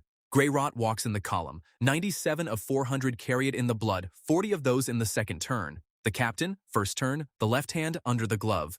The rear wagons ride out heavy with the dead of the march and come home light. I say it quiet first. Take off the glove, Captain, or I read the roll. He keeps the glove on, so I read it. 97, loud enough for the back ranks. 97 of you carry the gray, and your captain burns villages so his own dead go into ash no clerk ever sorts. The column does what Thornmill did the day the fence fell. It stops breathing in one body. 400 men look at their own hands. The sergeants look at Dorn. Dorn looks at me a long moment, and the glove comes off one finger at a time. Gray to the second knuckle. He holds the hand up so his ranks see it from him first, the one brave thing left on that table. I have burned 7 villages that coughed, he says. I called it orders and arithmetic. The arithmetic has been eating my column since the pass. My wife steps forward, and 400 men learn what a frost queen is at close range. There is medicine for that, she says. Sunny as market morning. One brewing serves you all, made here and nowhere else alive. My husband names the makings. I name the price. I name the makings. 3 bitter herbs, a wash kettle, and blood of a frost queen, given onto cloth by her own will, into the hand she wed, given once in one life. The first cloth was stolen and spent on this village. The giving is still whole. Here is my price, says Iska, with no spite in it, which makes it worse. Each sick man comes to my tent alone, on his knees, and asks for his life, and calls me mistress. No captain speaks for a column. The strong own and the weak are owned, and I own gently. Kneel, ask, drink, live. The silence that follows puzzles her, and that is the worst of it. To her, this is the shape of the world, water being wet, winter being cold. She built no cruelty into it anywhere. She cannot see one reason a drowning man would argue with the price of rope. Sergeant with gray to his knuckles answers for all of them.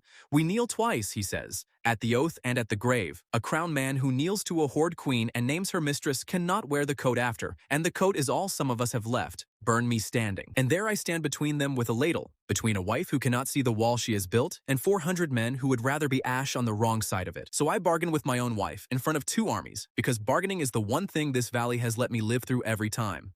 Wife, I say, you taught me that the horde weighs everything.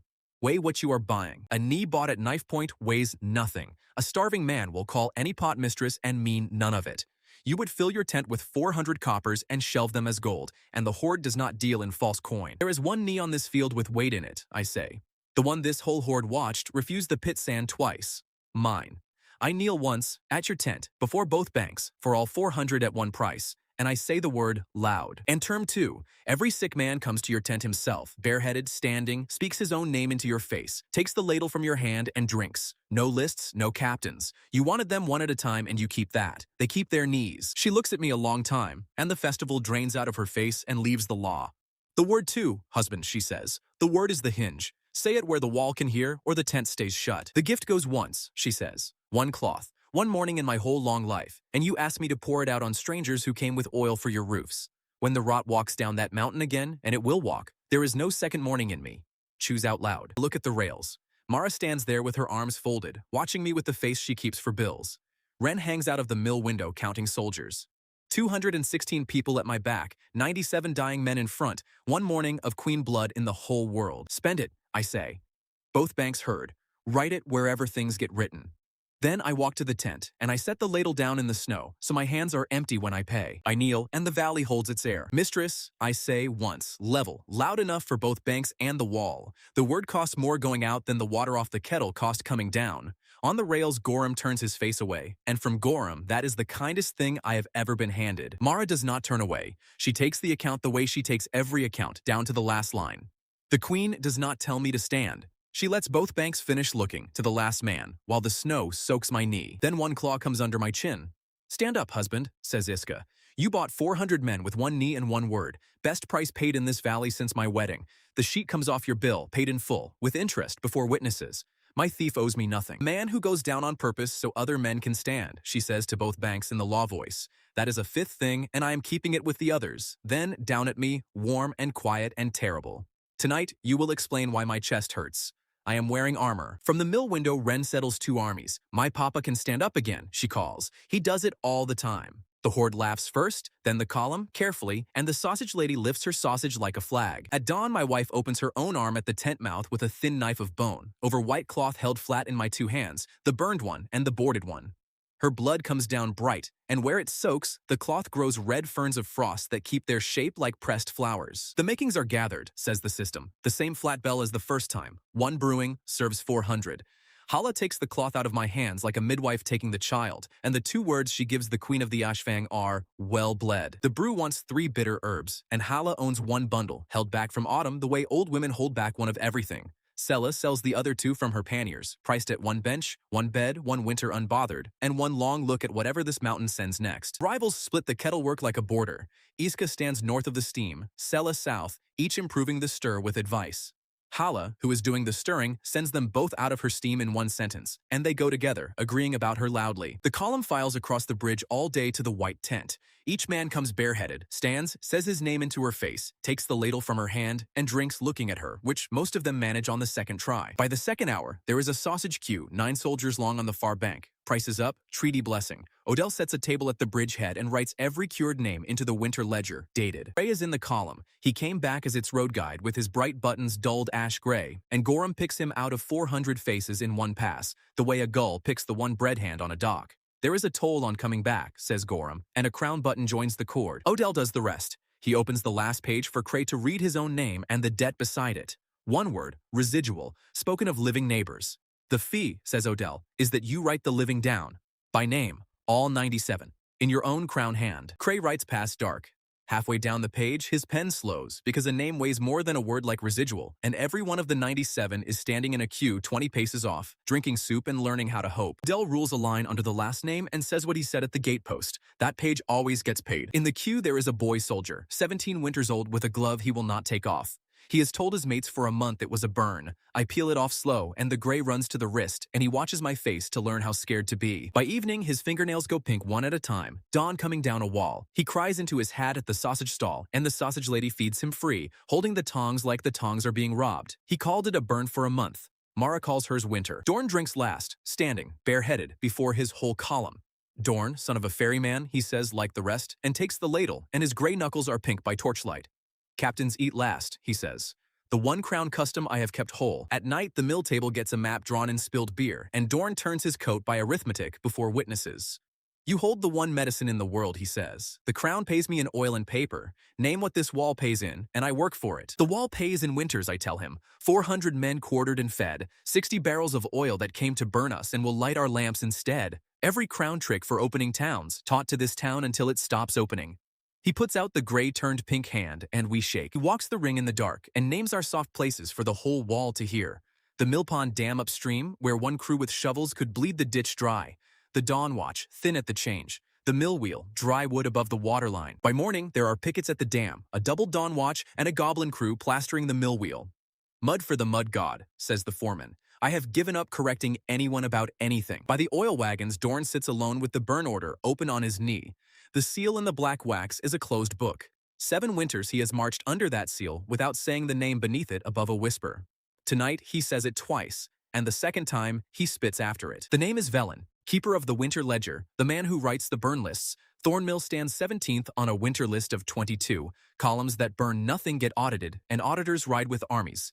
My report will say ash, he tells us. His riders will say horde. Come spring, says Dorn. Velen reads both papers by 1 candle and sends eyes he trusts, and behind those eyes come more spears than I have ever marched beside. You got too dear for a column. By thaw, be too dear for a kingdom. Build like it. Odell opens the last page of the ledger and writes, Lord Velen, keeper of the winter ledger, owes this village 1 fire column, 60 barrels of oil, and the word render. He blots it and shuts the book, and no man at the table doubts the page. Supper the next night is the loud kind, with a wolf cub under the table. The cub is the interest on a button. Wren set the rate herself, 1 small gray one with a white ear, and my wife approved the loan with the gravity of a treaty because the girl, she says, has my jaw. The cub is named Turnip. Iska asks why, braced for glory. Mama says your name at me when I will not eat mine, says Wren, so now I own a wolf called Turnip, and we are even. The queen opens her mouth, shuts it, and looks at me for help. There is no help. There has never been help. Then the button comes home. I sew it on myself, as agreed, with the burned hand badly, while the door warden of Thornmill supervises, rules the stitching crooked, and waives the fine. 9 suppers late, Papa, she says. Interest is 1 wolf. You got off cheap. She bites the button once, the way Odell bites a strange coin, and rules the debt closed before 2 witnesses and 1 turnip. Then she falls asleep against my arm, and the cub climbs up and does the same, and for a long time, I do not move. Mara clears the table quietly around the sleepers, and at the shelf, she lifts the jug to pour the last of it into 2 cups. It is the jug that poured for a queen at the fence rail without 1 spilled drop. Halfway through the pour, her fingers open. All four at once, no warning, the way a latch gives. The jug breaks in three on the floor, and my wife looks at her own hand a good deal longer than she looks at the jug. Tired, she says. Old jugs and tired hands. She kneels and gathers the sharp pieces barehanded, and one bites her, and she does not notice until I take her wrist and show her the red line. The white on her knuckles has climbed since the fence. She looks at the cut like news from another county. Tired, she says again. I say, of course, and I wrap the finger, and I pretend to believe in tiredness with my whole face, and she lets me pretend, which is how I know she has run the same sums. The voice in my head prices every broken thing it sees. It is waiting to be asked. I do not ask. I have pointed that voice at wolves, at 400 strangers, at my own arm bones. Tonight it could read my wife like a cracked axle, and I keep it shut. There is a word for a man who prices the whole world except the one answer he cannot afford. The word is afraid. I wake before light because the wolves have stopped. Every night since the horde came, the pens have sung the dark down, and the dogs of Thornmill have answered out of civic duty. This morning, the valley has no voice at all. A silence with fur on it. The lanes are already filling, lamps bobbing, all of it drifting toward the gap the way people walk toward a fire bell.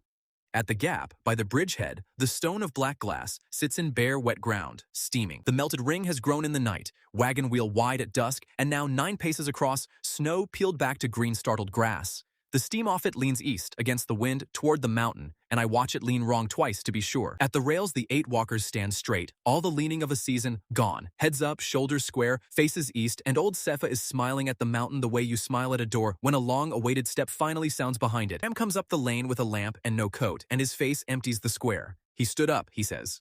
My boy stood up in the night, off the iron bed, on his own 2 feet. He is standing at the forge window. He is smiling at the wall, and the wall faces east. Sella reaches the ring with her mule half-loaded, and the strap drops out of her hand into the snow. She goes the color of her own silver hair.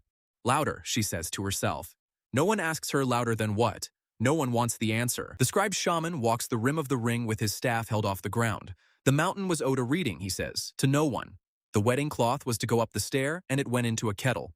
The mountain keeps its own ledger. My wife comes through the crowd, and the crowd makes room. She looks at the ring, at the steam, at the straight backs. For the first time since the pit sand, there is no smile anywhere on her face.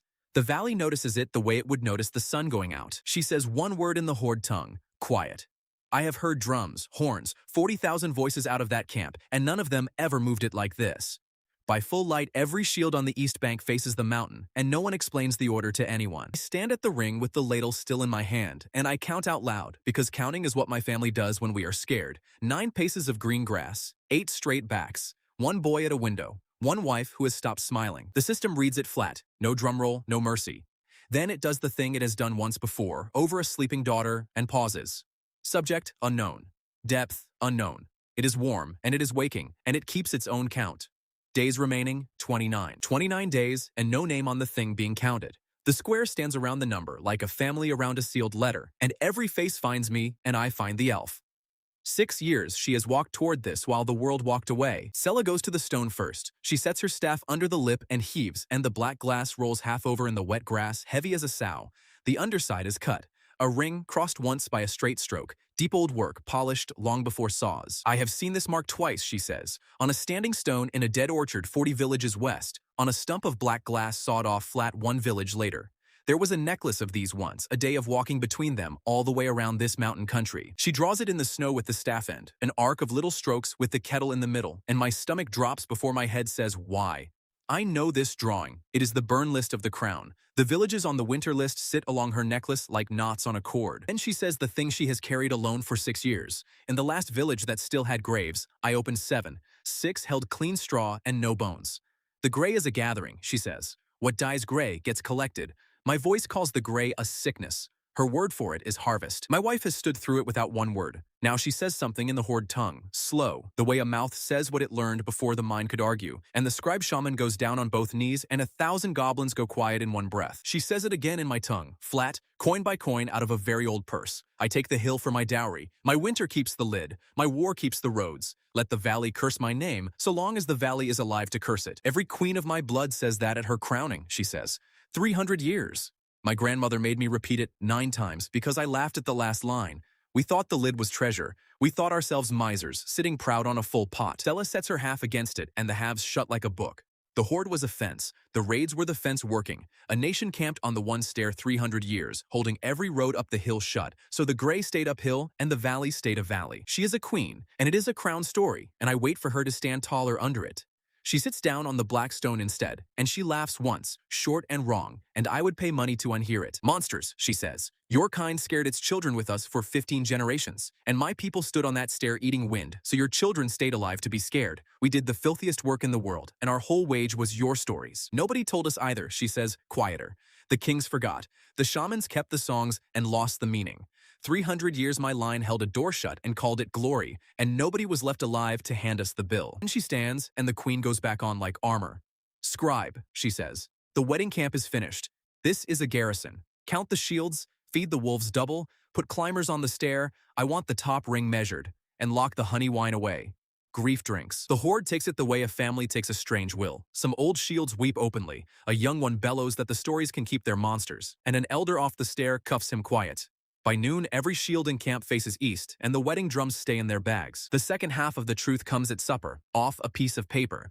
Dorn spreads the burn order flat on the mill table for the elf to read, and the seal sits in the lamplight. Black wax, a closed book, the mark of the keeper of the winter ledger. Cray comes around with the beer jug and stops pouring. He puts one finger beside the wax, the way you point at a sleeping dog. I know this seal, he says. I waved it through my toll gate 6 years. Altar glass, East Road, 4 wagons a month. Nobody counts a sealed wagon. Dorn says the name the whole table is walking around. Velen, a royal patent on the east face of the kettle. 7 years. A gallery bored in from the crown side. Never a road on the skin of the hill. I marched past the mouth of it once, he says. It breathes warm. Stella lays her hand flat on the burn order. Somebody has been sawing up the necklace, and somebody has been cutting the lid itself. And both somebodies wear this seal. My wife goes still in a new way. 300 years we priced every boot on every road up that hill, she says. Every goat path has a toll and a watcher. He came under the roads, under the war, under 300 years of my blood standing in the wind. So I do my one trade. I put numbers on the table because numbers are how this valley prays. Sella has walked 41 villages the Grey has taken in 6 years. Call a village 200 souls, 8,000 people, and change. Cray gives up the freight side, lips white. 4 wagons a month, 6 slabs to a wagon, 100 silver a slab at chapel prices, 6 years of months. 170,000 silver, he says. I stamped it through wagon by wagon. I do the division out loud, and the room lets me. 21 silver a head for 8,000 people. The fire columns were his broom, burning villages before any clerk could count them against a rich mine. I paid a tooth to marry here. He never once looked uphill. Bell writes under the fire column and the 60 barrels and the word render. 16 villages of ash this winter, 8,000 collected in 6 years. 1 mountain opened for chapel money. He leaves the page unruled. That page, he says, is still filling. That night, the wolf pens stay silent again, and the dogs of Thornmill hold their tongues, and the valley lies pretending to sleep. Turnip is too young for pack law. He smells what comes downhill and howls alone. 1 thin thread, and no wolf anywhere answers him. The 9 mud geese answer instead, a racket like 9 small iron gates being robbed, and the dawn watch horn gets out half a note behind them. The thing that walked downhill all night steps out of the dark at the ox pens. My eyes keep trying to file it as things I know. A barn on the move. It is oxen and wolves, and people grown into one body the size of the mill, and it walks on too many of everything, and somewhere inside it clinks. Voice opens the bill the way it opens everything. Subject, collected. Oxen, 31. Wolves, 6. People, 19. 1 church bell, 40 paces of chain. It moves at ox speed in step, and the bell deep inside keeps the step slow and flat, like a town underwater. Iska comes up beside me, and she looks at it the way she has looked at no enemy since I met her. We will want fire, husband, she says. I would sooner starve. From the queen who asked twice to eat a fire column, that is a weather warning. It hits the ox pens first, because the pens hold what it likes best, meat with panic in it.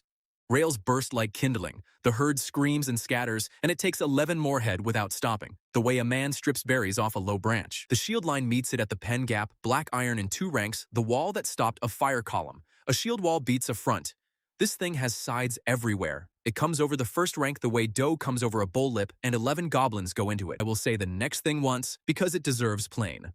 The 11 come back out changed, and the horde does its arithmetic with axes on faces it fed at fires last night. My wife gives that order herself, in the horde tongue, and her voice holds level the whole way through. The wolf riders sweep in for a strike, and every wolf refuses the turn at once. Flat, the whole law of packs breaking on one smell. Their noses vote no. The riders drop and join the shield line on foot. Then the horde does the thing hordes are worst at. It backs up in good order to the ditch, and the thing follows the heat and the noise downhill, and my ring of running water lies between it and 215 sleeping chimneys. Bram keeps his oldest promise first. At the first goose, the iron bed rolls for the river on greased hay cart wheels. Tam aboard and smiling east, and Mara meets them under the millbank with the walkers, the one place with stone at its back. Deck is down. Dawn watch, thin at the change, half the lift crew with one boot on, the soft place Dorn named his first night. But the door warden is up, because a wolf cub eats before the geese, and she takes her office in her nightshirt. Ren lifts the town shut alone, hand over hand, tongue out, while the chest of black iron with my name on the lid does the heavy half. The deck swings up, the chain goes taut, and Thornmill is a shutbox before the thing finishes crossing the stubble. Her mother hauls her off the windlass by the collar and holds her too hard for either of them to name it. The rest of the night my daughter watches from the mill window, furious. The thing reaches the water and stops. Running water sits across its road, 3 paces wide, chest deep, busy. It lowers in one human hand grown from an ox shoulder and takes it back out. The gray hates the current. For 10 breaths, my ditch is the best thing I ever built. Then it solves the ditch, because 19 of it were people once, and people solve. It sheds. Cattle pieces, fence rail, chain, its own outer layer, laid into the water the way a man lays a log road over a bog. It sheds faster than the river can carry the load away. Dorn gives fire its order, pitch arrows off both banks, then 2 barrels rolled to the lip and burst. The thing wears fire the way an ox wears rain. What burns loose keeps crawling, and the crawling pieces come our way with the flames still on. One burning piece the size of a dog clears the ditch on a whipping length of chain, sails over the rails, and lands square on the cart shed roof. The roof takes it the way a pond takes a coal. Mud, turf, one hiss, one stink, out. 40 ugly brown roofs, and tonight I love everyone. Then the cart shed answers. The wall steps out of the wall. The troll wakes under his dried mud with a burning crawler scratching at his beam, considers it the way old men consider wasps, and flattens it into the ditch with one hand. Then he goes back to being a wall. The main mass finds our door. It takes the raised deck in 6 hands and hauls, and the bridge groans, and the counterweight chest kicks like a hanged man. On the second haul, the chain speaks. One link, black dowry iron, cracks at the shoulder. My teeth know that sound before my ears do. The next link takes the load. Soft human iron, fat as a wrist, plain as bread, the one Bram fed a night of fire to. It stretches. It goes long and lean like dough on a hook, and it holds, and the deck stays up, and the door stays shut. Behind me, Bram says, bent is fixable. Black iron broke. Soft iron held. The price Gorham named in front of witnesses, and the whole wall counting it for him. Smith owns that link, he says at last. Sour as green beer. The bargain named your iron meat, yours off your own 2 hands. Then he turns back to the war, and behind the bear claw, the little soft ring gets one small turn. The way a man winds a clock he swears he never reads. The dam is winning. Its road is halfway over my river, and arrows are turning precious. Then the mill pond taps me on the shoulder, because I have kept pickets on that answer since the first night. The head gate. A whole pond held uphill, waiting to be spent in one purse. You cannot spear a heap, I shout at Dorn going past. You can spear pieces. The river makes pieces. Then it is me and the pickets, 4 boards up instead of 2, and the pond leans onto the race, and the race leans into the ditch, and my slow tame river remembers being young. The flood takes the log road broadside, and the road stops being a road. The laid layer rolls, breaks, tumbles downstream in lumps the size of doors, and at the low step the cured of the column stand in 2 ranks and spear what the water serves them, hour after hour. The piece crossed while the crossing was good. A hand the size of a wagon, 5 men of it grown to an ox shoulder, over the drowned corner before the flood cut the bodies behind it. It moves quick and low past the forge, small for the first time, following the lean. The soft rails we built for leaning neighbors go down under it like garden twine. That fence was a kindness, and kindness was the wrong tool tonight. It reaches the row of walkers before any shield can turn, and the walkers lift their arms to it, all 8 of them, glad. The bell in the big mast tolls once across the water, cracked and slow. An old Sifa smiles with her whole face and steps toward the hand with both arms up. A grandmother meeting grandchildren off a cart. A season listening for her bell. Something finally rang. Gorham reaches her first, because his post is 7 paces off my shoulder and I am running there. He puts the black shield between Sepha and the hand closes on the rim, and the rim folds like pie crust. He holds. His boots cut 2 furrows in the snow. He holds. Then the cold arrives. My wife comes over the broken rails with her palms open, and she lays both hands on the thing above the shield rim, gentle, the way you settle a blanket on a sleeping child. White pours out of her fingers and into the gray, fern over fern, faster than fire. Everything her white touches forgets how to move. The hand stops halfway through its reach, one pace of air from Sepha, goes the color of old river ice, and stands there dead. Bram puts a hammer through it, and it comes to pieces like dropped crockery, ended all the way through. Sepha looks at the pieces, then at the far bell still keeping its count, and her smile comes down slow, like a flag. That was never my bell, she says, to nobody. The wolf pen boy walks her home. 8 walkers, 8 blankets, 8 doors shut soft. By first light, the water war is bookkeeping. The flood broke the road. The step took the pieces, the pitch took the rest. Then the ditch goes quiet, and up the far bank climbs the piece the river never broke. The 19. The people of it, still together, still holding, wearing the bell. The system reads them and sounds almost quiet about it. Subject, reduced. Oxen, none remaining. Wolves, none. People, 19. River takes whatever a heap will shed, and the people were never shed. They held hands. Whatever gathered them learned holding from us. Arrows, spent. Pitch, 10 barrels of 12, gone. The shield line has stood since midnight. Dorn is bleeding under his coat and calling it sweat, and the 19 come up the bank at ox speed, in step with their bell, and both banks turn and look at my wife. She hands me her claw guards, the way a woman hands over earrings at a wash basin. Hold these, husband, then quiet, for me alone. If I am slow waking, feed the wolves before the shields lie. And your name is Corin. I am saying it now, while it is easy. She walks out alone to meet 19 people and a bell, and she opens her arms the whole width of the dawn, and winter leaves her the way a held breath leaves. Light goes out of her in a wave, up the bank and into the gray, and the morning cracks like a river letting go. The 19 stop as one thing. Frost ferns stand up all over them, a garden planted in a single breath, and the bell swings once more inside the stillness and holds its tongue. Then the whole knot leans and comes down, and breaks on the frozen mud, still at last, every piece. My wife stands in the quiet with her arms still open. Then she comes down too, straight over sideways like a kicked chair. Gorham leaves his post to catch her, which his own law forbids, and nobody prices it. Under my hands, her skin has gone past cold the way a river bottom is past cold. She has lifted me over every wet place in this valley since our wedding. Now I carry her across the bridge my daughter shut, 9 staggering steps at a stretch, and 40,000 people watch their winter ride home on a mender. Gorham walks alongside, hands out, and lets me. System rules the night shut. Dead, 11 of the horde, 2 of the column. Oxen, 42. Roofs lost, none. Walkers lost, none. Then the pause it keeps for shelves it does not own. The Frost Queen sleeps. Depth, unknown. Days remaining, 28. Bram rolls the iron bed home at noon, Tam riding it smiling east the whole way. His father walks behind with the storm lamp still lit from the night and forgets it until Hala pinches it out. My wife sleeps through the day, the night, and most of the second day, in the fur tent with both braziers roaring, and the heat rolls over her without landing. Frost ferns climb the tent pole. Hala sits with her, then Sella, and the rivals agree for once and say nothing. On the second evening she wakes and asks for meat, which is good, and calls the scribe by his dead father, which he swallows whole. Then Wren ducks under the flap with soup, and my wife looks at my daughter a long, careful time, the way you look at a word you owned last week. Door warden, she says, warm and wrong. Wren goes very still. Then she sets the soup down, opens her fist, and lays an invisible something into the huge white claw. Alone, she says. One saved morning, out of my 2. Give it back when my name comes home. I want it whole. My wife closes her claw around the nothing with the whole gravity of a treaty, and something behind her face steadies.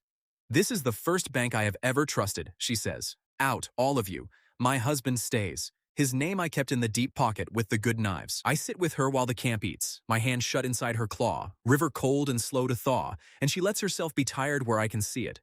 Outside the shields sing about locked honey wine. She falls asleep in the middle of a sentence, holding on. Stella does her counting where only Hala and I can hear. Tonight cost your wife a winter of herself, she says.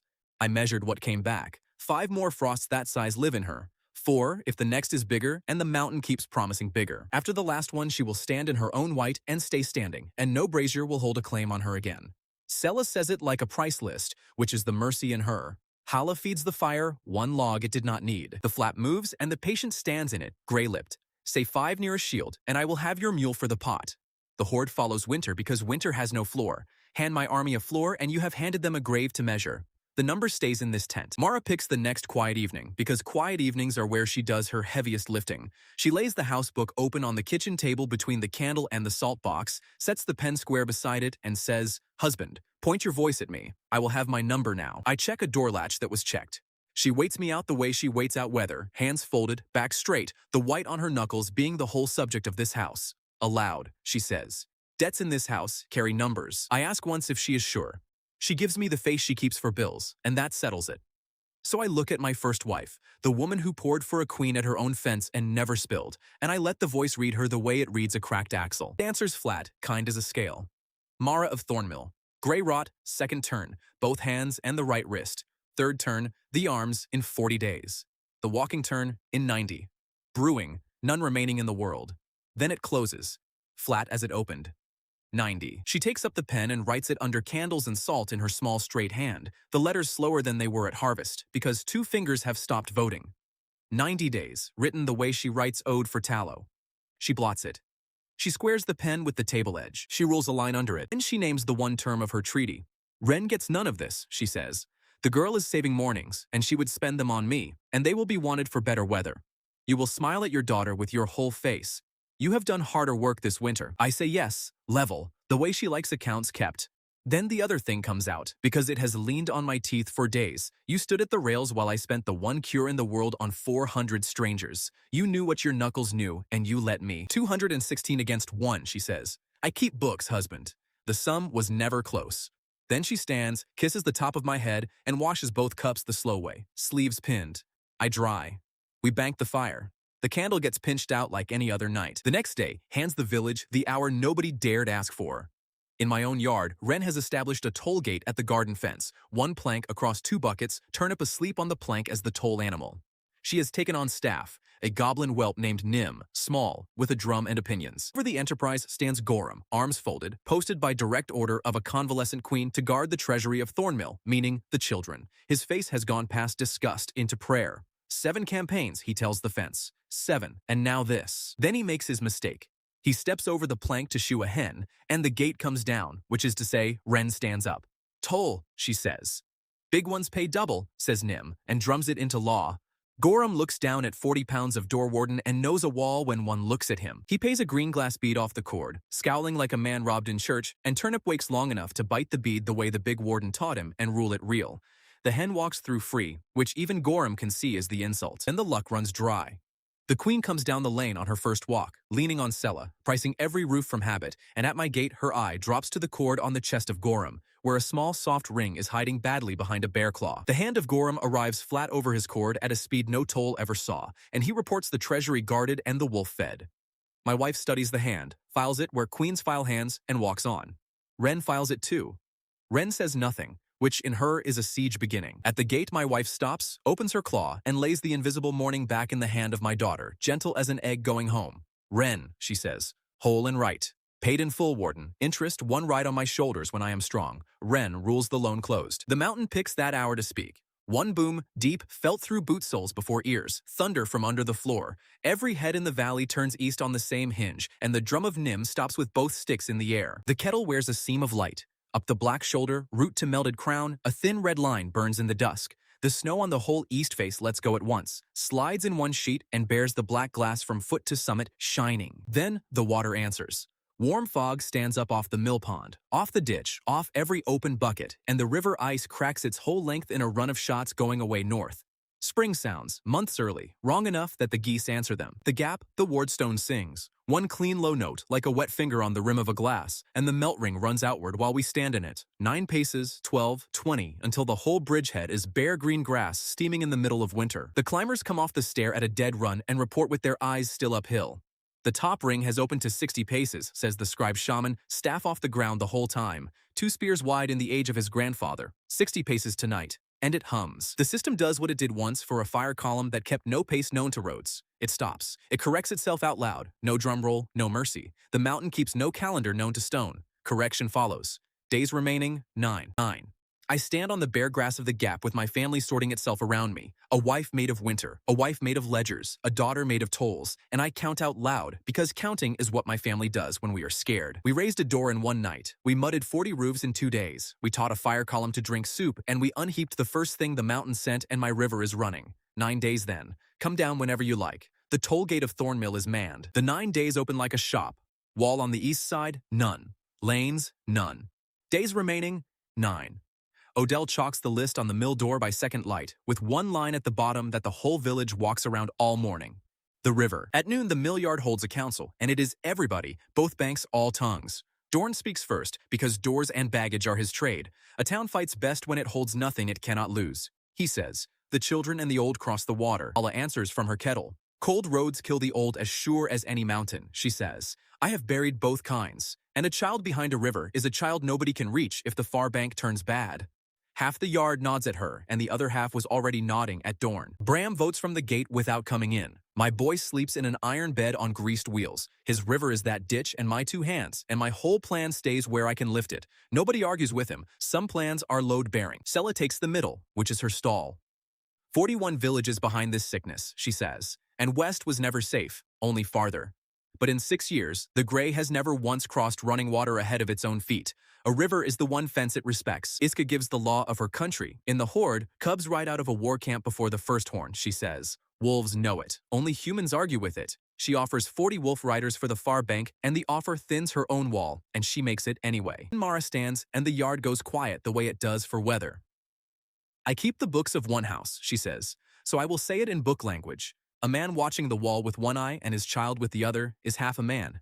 We will need whole ones. The children cross. And hear the rest of my sum out loud, she says, so nobody carries it for me in secret. I have my own winter coming. If this wall breaks, I want my daughter hearing of it across a river. Late, the way you hear about storms in another county. Odell counts hands, both banks, dated. The river carries it by 3 dozen, and nobody cheers, and he writes it into the winter ledger in his small, steady hand.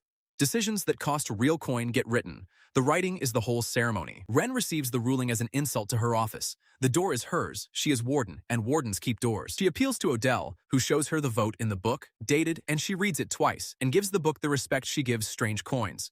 Then she demands a handover. So my daughter conducts one. She marches Gorham to the windlass before witnesses, makes him lift the bridge once, and rules his form barely passing. Then she takes the green glass bead off her cord and sets it in his enormous palm. Warden's guard free, she says. You are promoted. Gorham looks at the bead, then at the office he inherited from a person the height of his knee, and his face files a complaint with a heaven that stopped reading them. 7 campaigns, he tells the chain. 7. Then he oils the windlass without being asked, gentle as a clockmaker. Mev prices the ferry before anyone dares ask. 3 trips, 1 copper a head. Children free because children grow into customers. Grannies double because grannies argue. Odell pays it out of the grazing iron and files the receipt where the far bank cannot see how fair it was. The east wall goes up out of everything the village can spare and some things it cannot. Byre stones, the old well ring, the footing of the burned barn on the east road. 400 paces of stone and clay on the mountainside, shoulder high, every course leaning into the hill. The price of that wall sleeps in the church. 11 families gave their byres to the courses, and their cattle winter in the mill shed now. Odell wrote what every stone was worth before it left home, so each one owns a road back. The crews call it the borrowed wall. Sella reads the enemy for us because she has walked behind it longest. The collected follow heat and noise the way water follows slope, she says. So Dorn stakes fire baskets on poles far out from the true wall, lanes of borrowed warmth leading into the flooded ground. Dell prices the baskets with the ledger open. Every basket burning one night eats a week of some kitchen. 20 baskets is a whole winter, fed to a ditch. He reads the cost out, the yard votes it, and he rules the line steady. Cold we can ration, he says. Dead we cannot. Bram gives the lanes their teeth, and every tooth is soft. He draws dowry iron into chain, knots the chain into nets, and hangs them slack between the poles. Black iron snaps proud in frost, he says. Soft tangles. A thing that cannot fall over cleanly stops charging and starts queuing. Orn mixes the cured column into the shield ranks until nobody stands beside his own tongue. He teaches the crown volley call to goblins and the horde wheeling count to plowboys, and none of it holds until he hands the field to the church bell. 2 thuds, loose, 1 thud, wheel. Sella boils a bitter wash and soaks a face cloth for every soul on the wall. If the mountain breathes powder, this keeps it out of a chest for a while, she says. I ask how long a while is. She looks at me the way she looked at the melted ring. Shorter than you will want. Wear it anyway. Odell and the scribe shaman lay both ledgers on the mill table beside the freight numbers Cray stamped through his toll gate, and they draw the east face of the kettle in charcoal. 4 wagons a month came down out of somewhere for 6 years. Somewhere is a door, and doors swing both ways. Dorna sets his finger on the drawing, half a morning up the east shoulder. The gallery of Velen, he says. I marched past the mouth of it once, and it breathed warm. When the mountain empties, watch the stair, the crown, and that hole hardest of all. A boar goes where the stone is thin. The wife spends her 9 days learning to spend small. Sella stands her at a row of buckets in the pit field, and Iska breathes 1 coin of white onto each in turn, and swears in 2 tongues at the size of her own talent.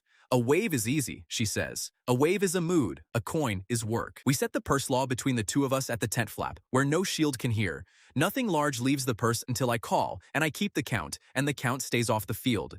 She hates the law and takes it. You bargain like my grandmother, she says. That woman also won. Mara runs bread the way generals run roads. 9 days of loaves baked hard and salted, counted into wall baskets by station, so no post ever stands hungry. She does it upright, knuckles white as lime, and the crews of 2 nations say the bread wife the way soldiers say colonel. The mountain spends the same 9 days clearing its throat. The hum under the boot soles finds a second note, lower. The melt ring walks out another 9 paces and steams at dawn. On the 4th morning, the wardstone sings once by itself, and every wolf in the valley stands up at once. On the 5th morning, the 8 walkers straighten together and hold still the length of a service. Heads up, people called by name. Then the hum returns and they lean again. Sella watches the whole hour. It paused to listen, she says. Things that listen are closer than things that dig. Carts go on the morning the system calls 3. Mev drives the first load, Granny's packed in straw, Tam in his iron bed roped amidships. Bram walks beside the bed to the water, and no farther, lays one hand on the rail, then goes back and starts his bellows before his face can argue. Ren does the leaving right at the bridgehead because that office travels with her. She opens my hand and studies the palm, and I know what she is weighing in the bank behind her eyes. Then she closes my fingers over nothing. I am saving both mornings, she says. Come get them yourself. Iska kneels to my daughter in front of both armies, unhooks one white claw guard, and folds it into her arms like a doll. Queens leave a claw where they mean to return, she says. Mind it for me, Warden. Ren accepts the office gravely and immediately checks whether it fits Turnip. Turnip rides the tail of the cart facing backward, ears up, on duty. Nim drums the wheels across the deck and shouts the toll law at the river. Big ones pay double. Gorham raises the bridge behind them and stands at the windlass a while, and the office plainly weighs more than the chain. The last night, Mara banks the fire and tells me where things live in her Bill voice. The house book is in the salt box. The first pages are bread math. The last page is written and folded, and it is for later. Then she kisses the top of my head and goes up, and I sit with the fire. Iska finds me on the borrowed wall, and we sit with her claw over my burned palm and do not talk about purses. Below us, the bread stations glow. The mountain hums its 2 notes. Out in the dark, the wolves sing to the pens, and the pens sing back, and the valley pretends to sleep. The system closes the eve like a ledger. Arrows, 4,000. Pitch, 2 barrels. Oil, 60. Cloths, 1 to a soul. Walls, 1 ditch, 1 borrowed. Days remaining, 1. Then the pause it keeps for shelves it does not own. The mountain is warm through its root. Sleep in boots. Morning does it with one sound. A boom so deep the ditch water rings in circles, and the whole east face of the kettle lets go of its snow at once, and the system says the thing it has been walking toward for 9 days. Days remaining, none. The mountain keeps its own gait. The stair goes first. The old cut stair up the black shoulder, 10 generations of shaman feet, pours downhill in a gray sheet, and it comes down wrong for rock. It pours. Stone leaving the mountain, the way flour leaves a split sack, and the wind off it smells of cold ash and rain. The scribe shaman watches 10 generations of his own trade run into the valley as powder, and he holds his staff off the ground, and he writes nothing at all, which from him is a scream. Then Dorn grabs my shoulder and points away from the stair, at the east shoulder half a morning up, where his charcoal fingers sat on the mill table.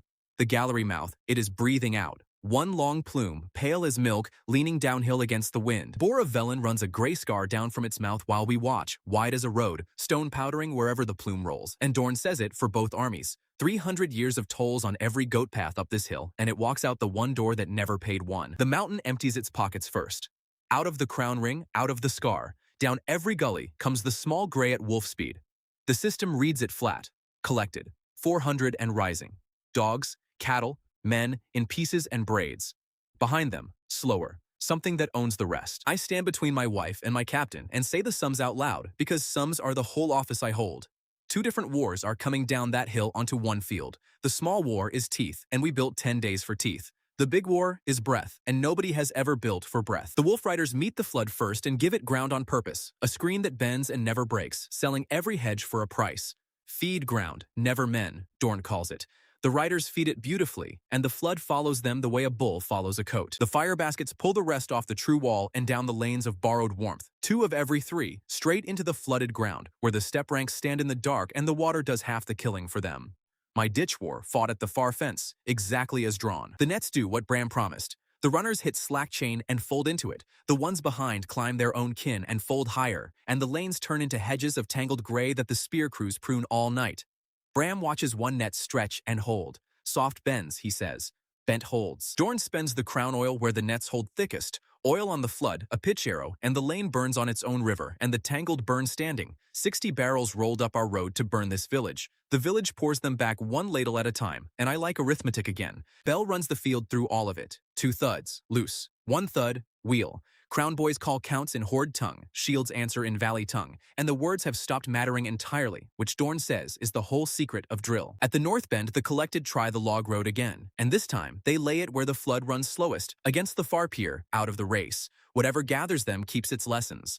The pickets spend the pond anyway, and the road breaks up one lump short of the bank. A crawler the size of a cat clears the low rail by the Cooper yard and meets 9 mudded geese on their own ground. The geese win. The Cooper wife calls them off the wreck by name and feeds them grain from her apron in the middle of a battle, and nobody finds it strange today. The sausage lady works her rack at the bridgehead all night and takes no coin from anybody, and the old soldiers eat the free sausage slowly, watching her, the way you watch a river running backward. At the bridgehead, the shield wall holds the way weather holds a season. The sergeant who chose burning over kneeling stands rim to rim with an orc, and when the orc drops his shield arm dead tired, the sergeant takes both rims through one push, and neither says one word about it. Skarn stands the second rank behind his father. When the press comes hardest, he sets his bad knee to the stone footing without an order, and I shout it anyway. Left, stone side, 3 fingers under the cap. He moves it. From Skarn, silence and a moved knee are a treaty signed. The cart shed answers the worst minute on its own. A knot of crawlers tops the rail by the shed, and the wall steps out of the wall for the second time in its life. He takes up the beam he has held since autumn and goes down the lane like a man scything, and the lane empties. Then he sets the beam back on his shoulder, leans into his place, and is asleep again before the cheering finds its feet, holding the shed up, mud and all, and the battle walks around him the way the builders did. Mara works the wall all night, bread and water skins, upright behind the crouching ranks the way she walks to church. When a young spearman starts to shake, she stands close and counts his thrusts like loaves until his hands remember. She puts a loaf in the hand of a queen the same way. Gorham keeps 2 posts and wears a path between them, the shield wall when the deck is down, the windlass when it is up, and he serves both the way he serves everything, a man certain the whole war was arranged to test him personally. Then the road at the North Bend holds its second laying, anchored in bone, and the step ranks give ground 1 pace at a time, and Dorn calls for the thing we agreed he could call for. So I call it too, over the noise. Wife. The bend needs winter. She reads the bend herself and gives me one look that asks, and I pay it with a nod. My wife opens both arms over the North Bend the way she opened them for the 19, and white goes out of her in a wave the width of the bend, up the lanes, through the hedges, across the laid road. 400 small collected things stop in one breath, ferned white, and it all the way through, and the flood carries their road away in lumps. The step ranks stand in the sudden quiet, with spears still up. Nobody cheers this either. Everybody on that wall has seen who pays for quiet. She comes off the wall walk leaning on my shoulder, which she has never needed. Her lips are split gray-blue, and a rope of her white hair has gone to glass and snapped at the shoulder, and she looks at it like a queen, pricing a crown. At the tent flap, she says it to me alone. 4. No shield asks what the wave cost. The horde follows winter because winter has no floor, and every face on that wall is hard at work believing it, and I walk back out with my own face arranged to help them. The system keeps books in the lull. Collected, ended, 740. Dead, 9 of the horde, 4 of the column, none of the village. Arrows, half spent. Oil, 20 barrels standing. Then a line it has never had to say before. The large subject has not yet reached the field. Then the West Horn, thin and wrong. Mev has come back over the water for a last load. 6 grannies who hid from the first carts, because grannies argue. The swarm edge has folded around the West Lane wolf quick, and her cart stands with the shut door of Thornmill in front of it. Opening a door in a battle is a wound you choose. Dorn says it flat, a crown saying, and Gorham is already on the windlass because the law of his office stands 40 pounds tall on a far bank and told him what wardens guard. The deck comes down and the mud crews pour out. The foreman of the third digging reaches it first. He puts his shovel through a crawler, hauls the mule by the cheek strap, and stands in the ruts holding the gap the way he held every line I drew him. The cart comes in. He does not. The gray folds over him, working, and the door goes up. I ask the crews his name because I have said foreman for a season and let it stand for a name. Breck, they say. Breck of the third digging, who dug the ring around, because around is what you said. Odell writes it in the ledger and leaves space under it open. That page is still filling. At the next lull, the crews bring back his shovel, and they mud the handle, feather by feather, the way they did the geese so it never burns, and stand it upright by the wall like a post. Nobody prices it. Mev sets a good pan at its foot, upside down, the way her people feed the road dead. Standing at that shovel, I change my own order, out loud, where Dorn and the wall and my wife can hear it. I have kept a purse shut and paid the difference in neighbors. That trade is finished. When the field needs winter next, winter comes, and I do my counting afterward, over the living. Across the river, a girl stands on a cart seat and counts the fires the way her father counts, out loud, to keep the fear busy. Beside her, a whelp drums each count into law. Under the seat, a wolf cub lifts his nose and howls one thin thread, and far over the water, the pens answer him. The second spending comes at dark, at the south lane, where the baskets burn low and the collected mass their weight into a braided push that opens a seam. She spends coins first, one to a knot, the way Sella drilled her, and the seam holds, and holds, then quits, all at once. So she pays large for the second time in one day. The south lane goes white to the waterline, hedges, road, seam and all, and the push ends standing, a garden of dead gray planted in one breath. The wall crews walk out after and break it down with hammers, the way men clear ice off a dock. This one costs a different coin. Her words come home late, one at a time, men walking off a field. She looks at her own two hands a long moment. Then she looks at me and smiles the old birthday smile, warm as ever, certain as ever, and calls me Dovin. Nobody in two armies is named Dovin. I answer to it. I take her arm and am Dovin the whole walk to the tent, because tonight any name she hands me is mine, and arguing would only spend her further. At the flap she stops, works her lips around a shape, and lands it. Corin, she says, furious at the price. 3 husband. 3. Sella meets us with a lamp and counts where only I can hear. The cold keeps her the way ice keeps a river, she says, and somewhere under it, the river still runs. She stops trading in comfort, because the ground under the lamp changes its note, slow and even, a heart to stand inside. It comes down the last slope at the speed of weather, and I see consequence long before I see shape. The fire baskets along the east lanes gray out ahead of it, flame and pole and basket together, standing shapes of powder for one breath, and then the wind takes the shapes away. Then it clears the smoke, and both armies read it at once. A hill that has learned to stand up.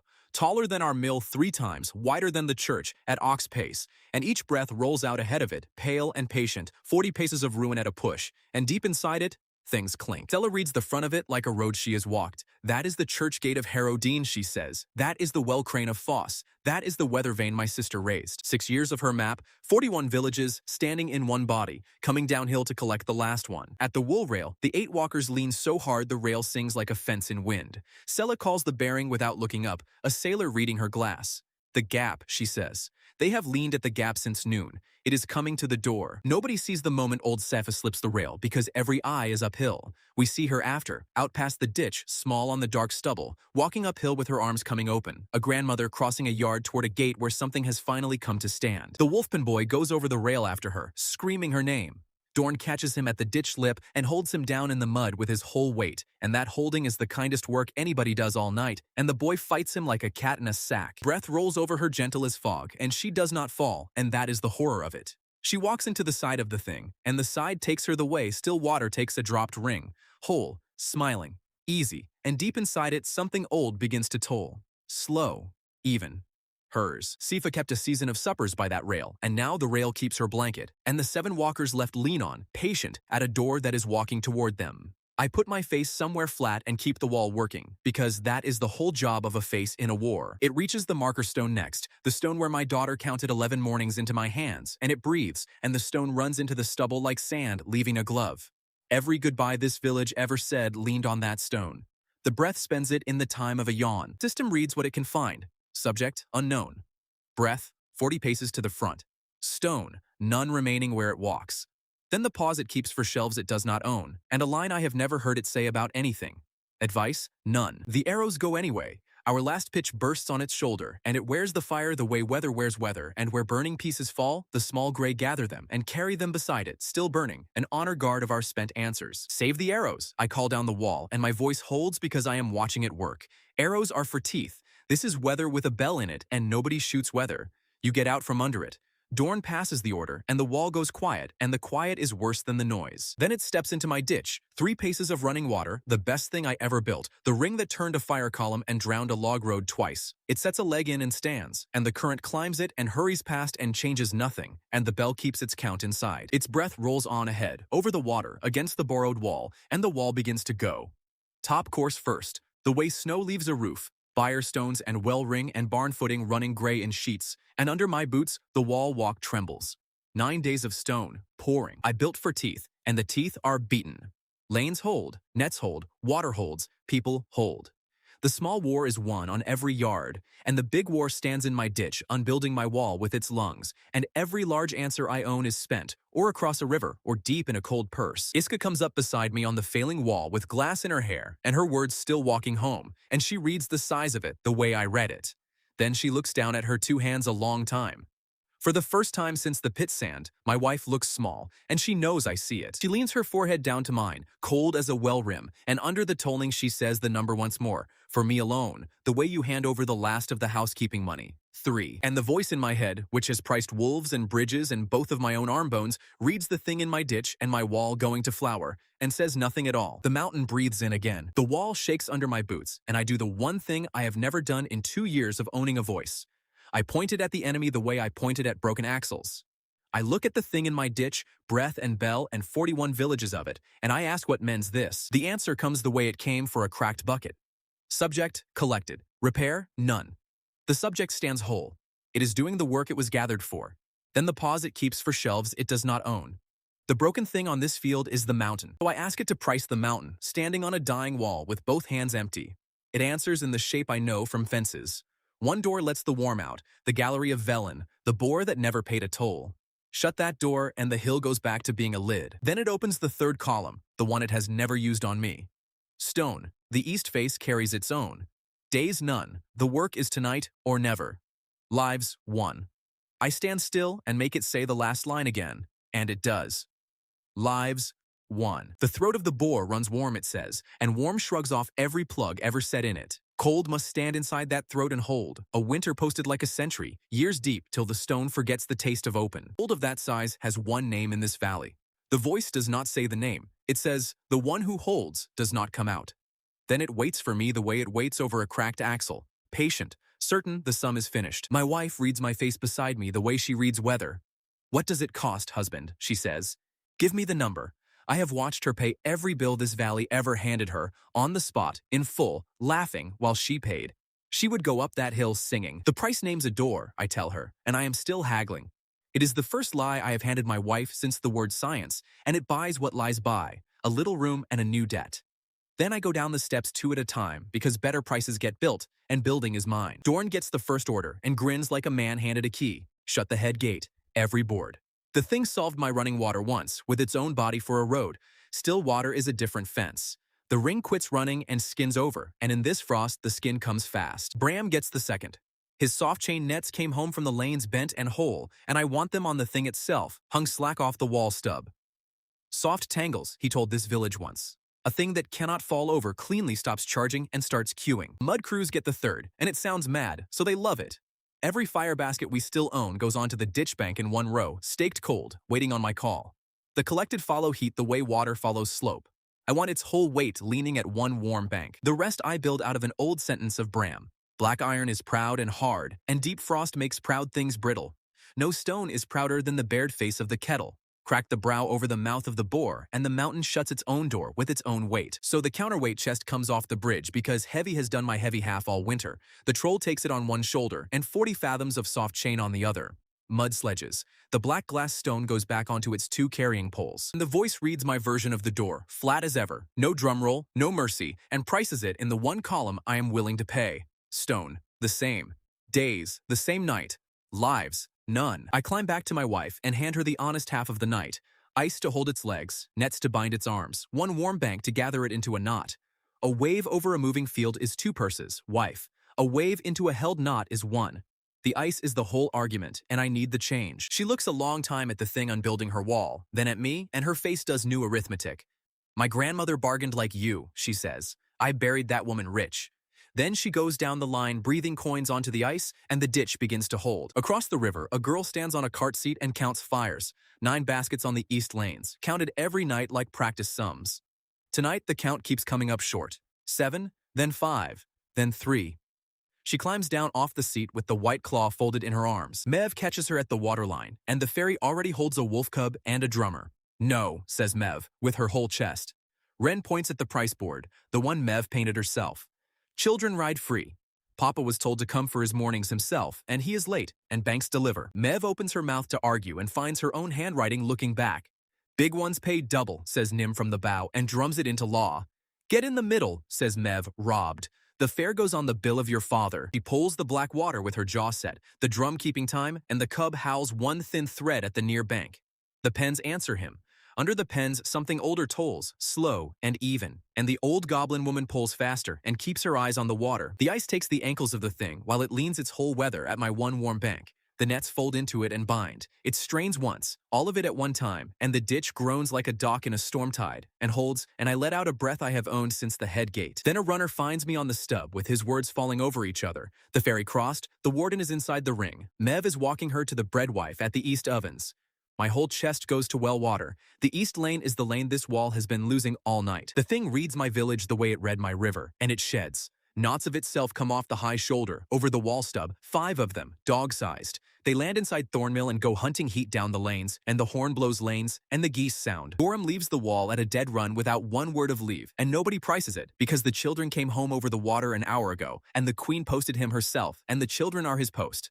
I run after him, and I am slow, and I know I am slow, and I run anyway. At the head of the east lane, the wall gives up its top course, and the breath comes over low, the color of flour. Mev has the girl by the collar, making for the mill at a granny run. Mara is already off the ovens and coming, sleeves pinned, walking the way she walks to church. There is no time to reach the mill. Her own front door stands nearest. "In," she says. The girl, the drummer, the cub, 1 push each, counted. She shuts the door on 3 small warm things and drops the latch, and the knot comes up the lane inside the rolling breath. I come around the mill corner in time to see, and too far off to reach any piece of it. My wife of 20 years stands on her own step with her hand on the latch and her back against the boards, and the breath rolls over the step and over her and passes on. The knot hits the door like a thrown dog. The latch jumps and her hand holds it down. Mev comes off the lane swinging an iron pan, and the knot turns for the noise of her, and then the black shield arrives edge first at a full run, and the knot stops being anything at all. Gorham stands over the wreck. On the step my wife is still upright, still holding the latch down, and the gray is going up her arms the way water goes up a dry cloth. Wrist, elbow, shoulder, 40 days of book time spending in every breath, and she watches it spend. The breath is past, and the lane is dead, and still she holds the latch.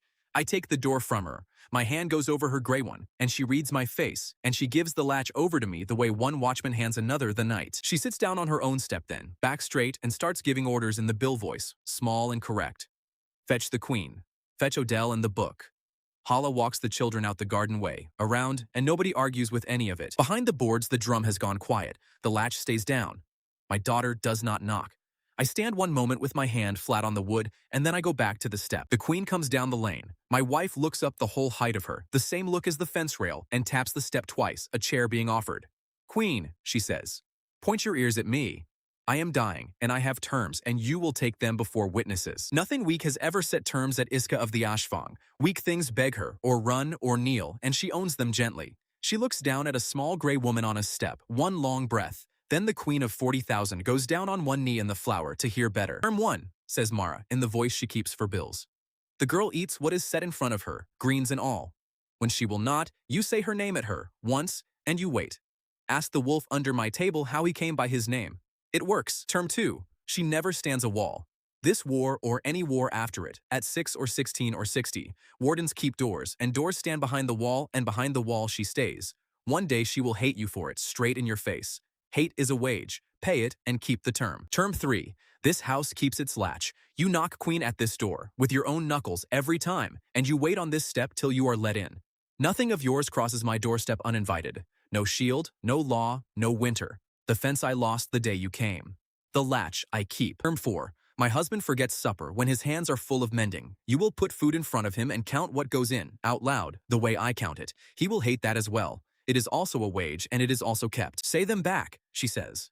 Debts in this house get said back, and the queen says 4 terms back to a baker on a doorstep, word for word, slow in both tongues, the way oaths go under the mountain, while Odell writes each one into the winter ledger with the date beside it. Then my wife finds me, and the bill voice holds level the whole way. The book is in the salt box. The last page is yours when this field is swept. You will smile at our daughter with your whole face. That term stands from before, and I have checked your work, and you are good for it. Blot it, she says.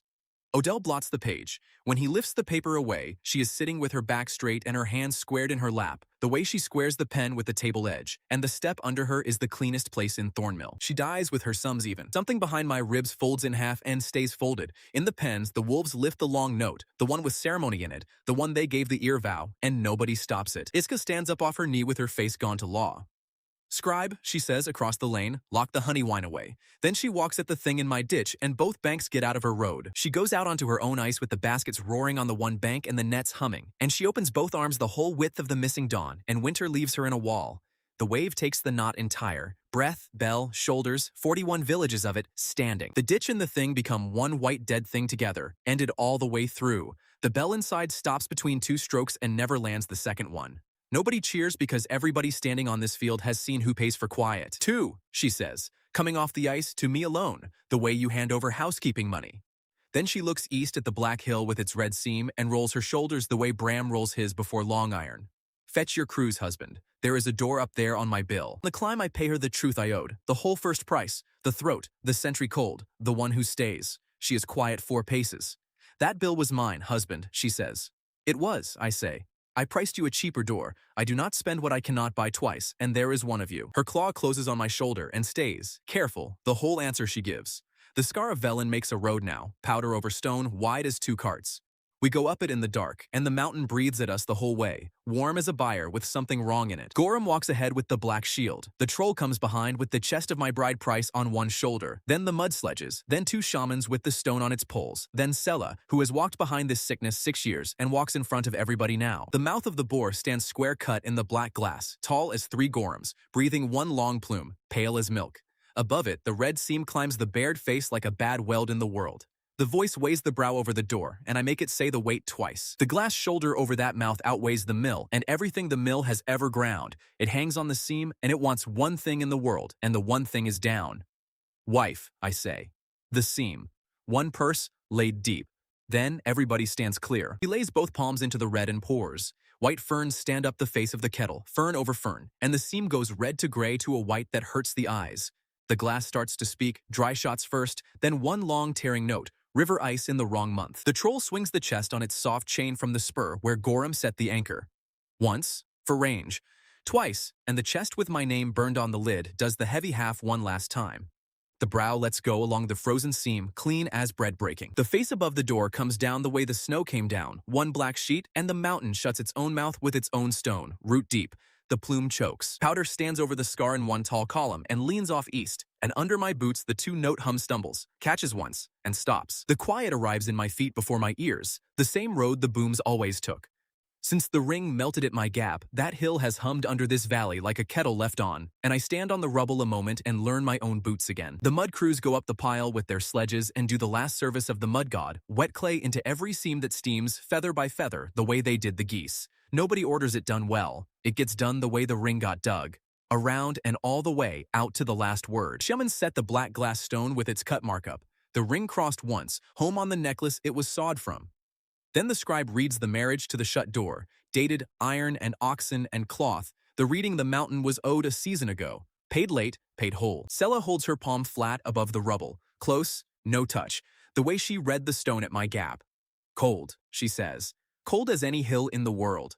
Then she sits down in the powder with 6 years of walking behind her, and nobody prices that either. My wife stands at the shut door with glass in her hair and frost past both elbows, and she gives me the number the way she has given me every number since the tent, level housekeeping counted onto a table. 1, husband, 1. The system rules the mountain the way it rules everything. Subject, mountain. Breath, none. Door, kept. Then the place where a count has stood every morning since a doorstep full of chickens comes up empty. Days remaining, and nothing follows. The shop stands open and the shelf is bare. By the time we come down, the 7 walkers at the rails have stopped leaning. The lean goes out of them slow, rope going slack, and they stand in the middle of themselves. And by full light, they sleep in their blankets, facing any direction at all, the first lazy sleep in a season. First light lands on a field that wants sweeping.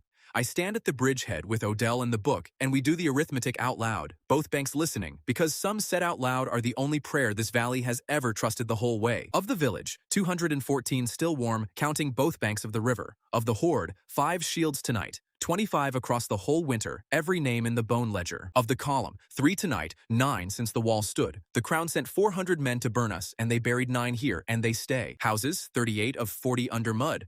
The 2 nearest the stub stand gray to the sills with their brown roofs sitting whole on top, and nobody goes in yet, and the geese patrol the gap between them like a war of their own. Food, says Odell, flat. Flour, 61 sacks off both banks. Salt, 4 barrels.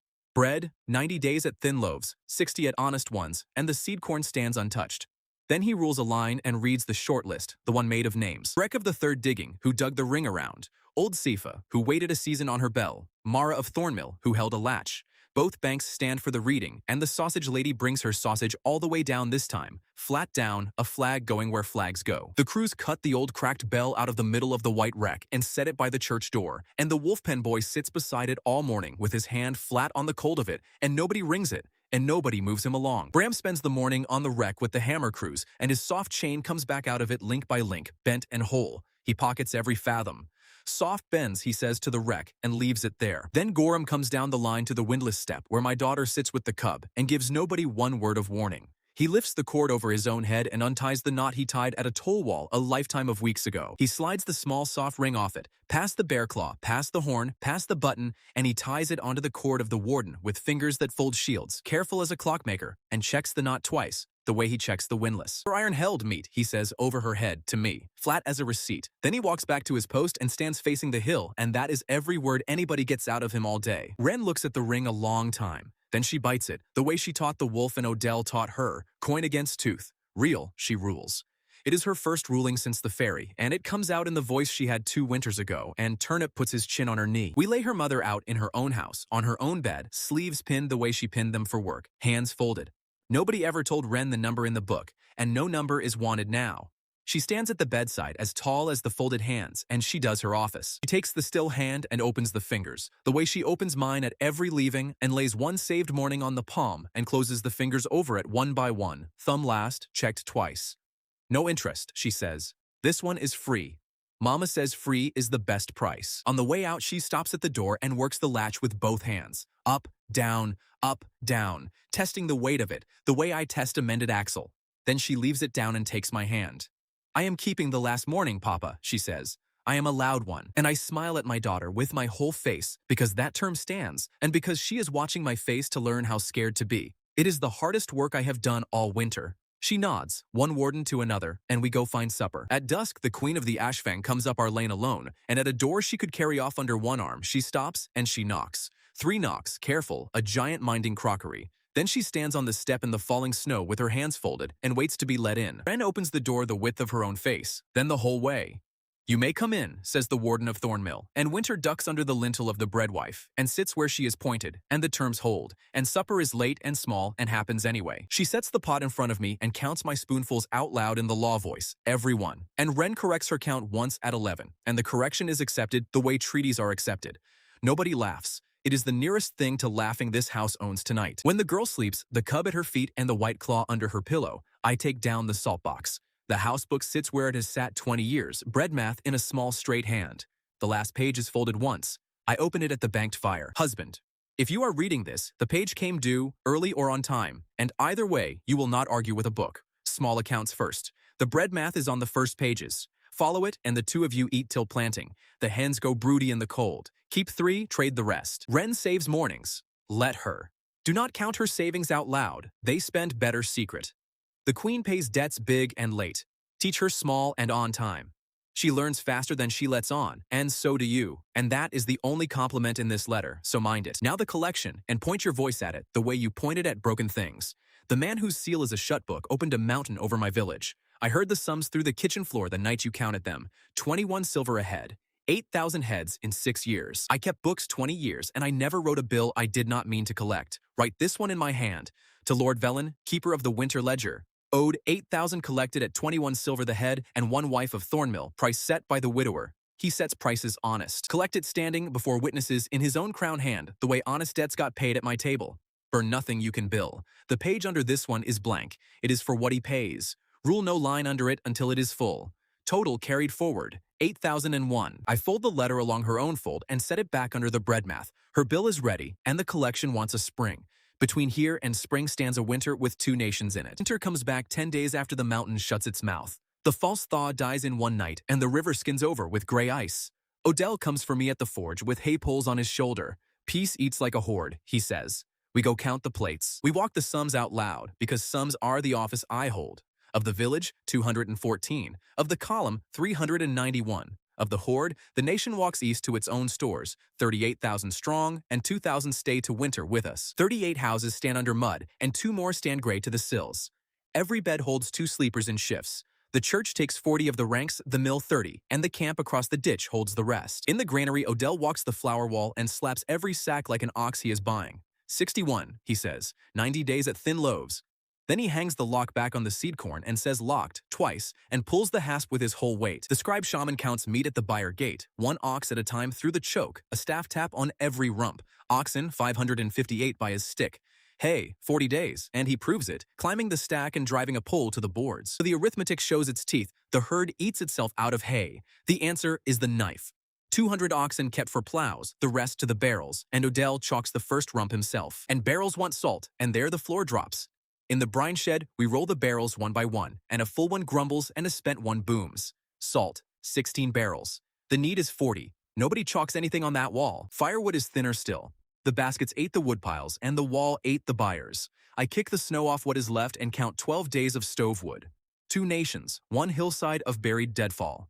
By evening, half the valley wears coats indoors to spare the stove. First war of the peace is fought at the sausage rack. She doubles her prices, and a shield carries the sausage up the mill steps like a stolen sword and wants law.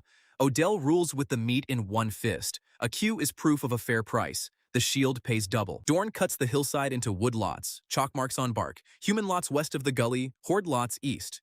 The order lasts 2 days. Snow eats chalk, and an axe does what an axe wants when it finds a good tree standing in the wrong country. The good tree is a deadfall pine above the gully, dry as a bell, 2 winters of stove wood in one trunk. A young shield named Vask finds it at dusk and cuts the horde mark into the bark. Pell finds it at dawn and ties on the rope mark of the village. Pell gave his buyer stones to the borrowed wall, and his cattle eat borrowed hay, and he is tired in the place where men keep score. Vask has 1 season on the wall, a mother in the camp, and a house half dug into the east bank. 2 men, 1 tree, 2 countries coming up the hill. Words go up, then hands. Vask takes hold of the sledge rail and pulls. Pell swings the axe with the flat forward to frighten him, and the ice under his boots votes last. The flat lands at the temple. Vask sits down against his own mark and is dead before his cap stops rolling. By noon, there are 2 true stories, each loyal to its own tongue. The human crew swears the goblin pulled first. The goblin crew swears the swing came in meant.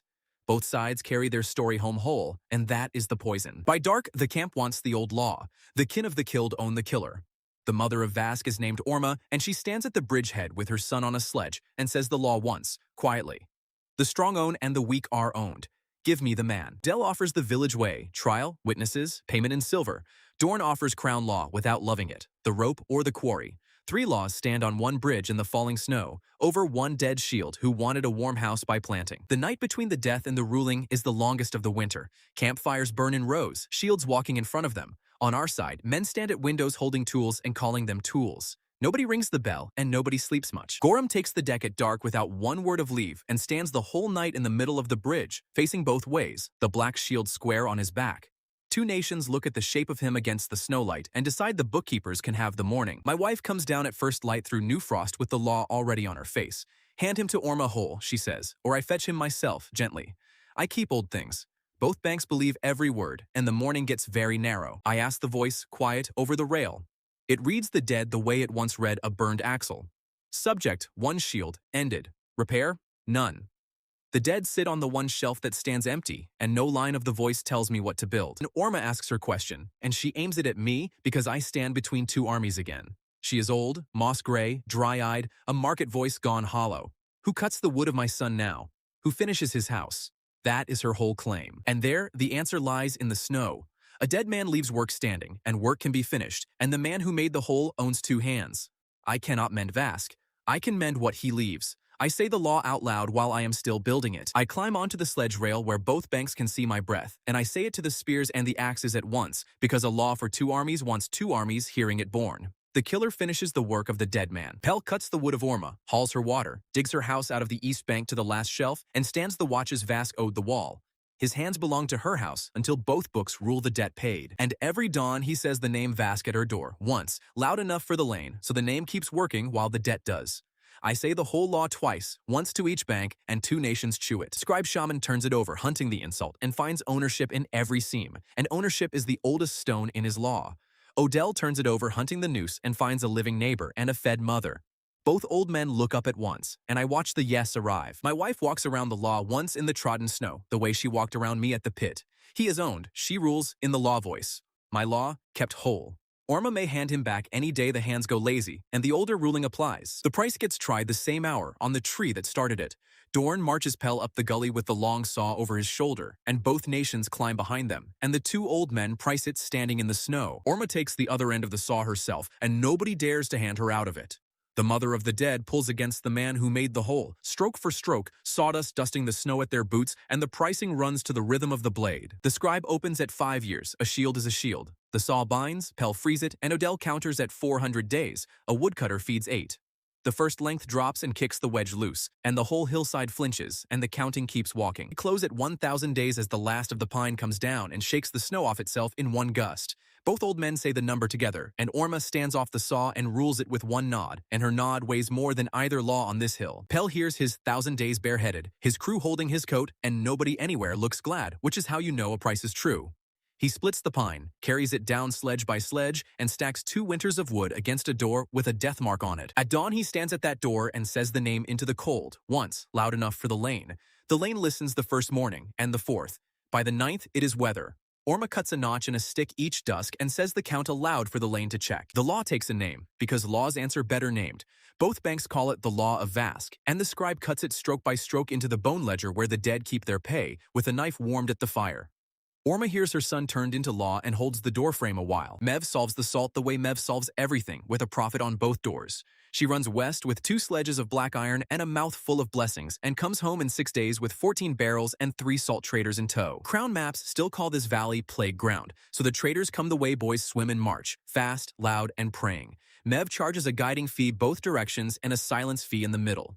Odell calls the salt bill honest robbery and pays it the same hour. He hauls the bar iron out of the forge store with his own arms, 6 trips through the snow, and stacks it on their sledge himself, saying honest robbery wants a trip. They arrive in the first true blizzard. At dusk, wind like a wall going down, and in the middle of my own lane stands the queen of the Ashfang with snow packed to her shoulders, knocking 3 careful knocks on my door, then folding her hands to wait. I come up from the forge with the traders behind me and watch them see her.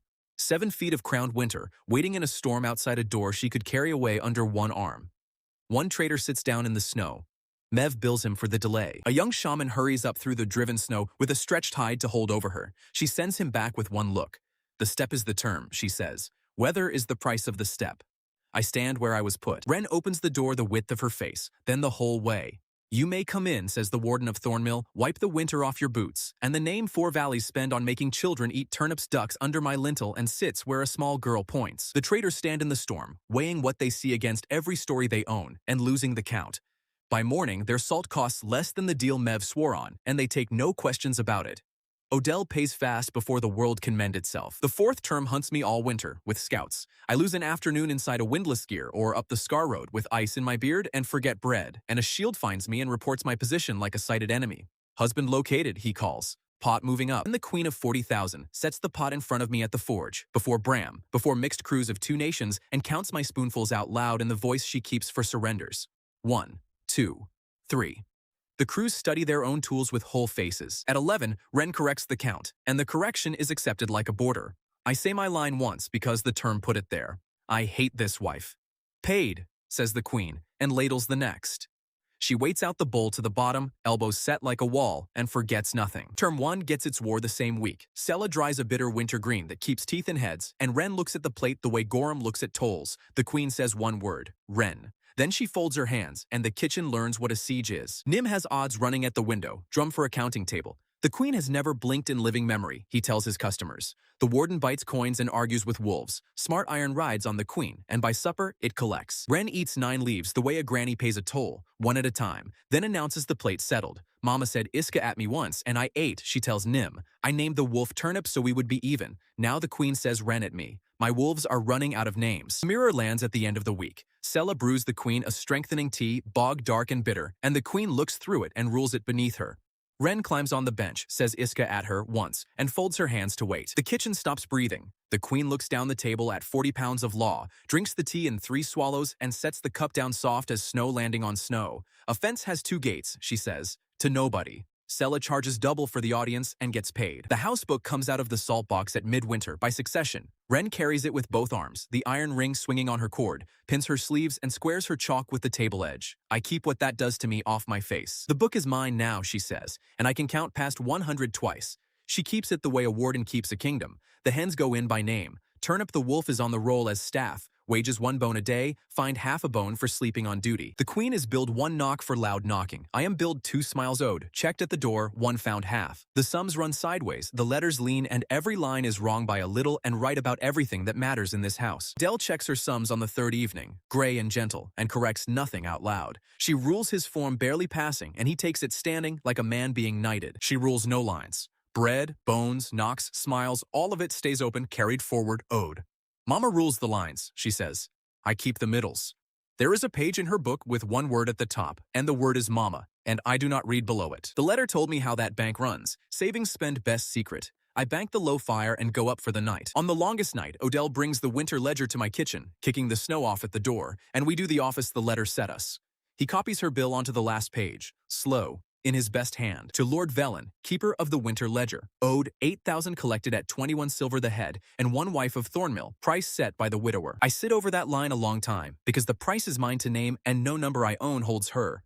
Then I put down the figure she would call honest, and I fold my hand over it, and Odell blots it without once looking under my hand. No line goes under any of it, and the page beneath stays blank for what he pays. Wren watches the whole office from the stair with the wolf and approves it. Nothing closes till the page fills. The house votes 3-0, and the wolf abstains. Sella and I walk the Scar Road twice a week because a mender walks his mend. The rubble sits where the brow came down, a hill of broken black glass with clay packed into every seam.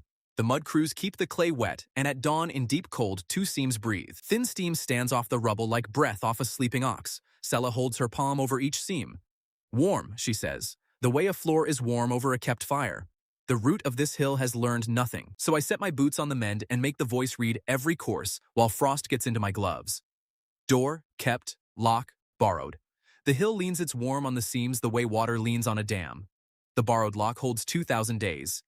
Then the hill owns a door again. I ask what mends it whole, and the voice opens the long bill. Quarry the fallen brow, pack the throat solid, glass block and wet clay, 40 fathoms deep, cap the crown ring in laid stone, and ring the scar with a toll wall and a standing watch. And it prices the honest door, flat, no mercy. Stone, 400,000 sledge loads. Clay, 3 riverbanks. Chain, 600 fathoms. Timber, 400 trees. Hands, 3,500. Every day the pass stands open, for 2,000 days. Lives, none, it says, while the frost stands its watches.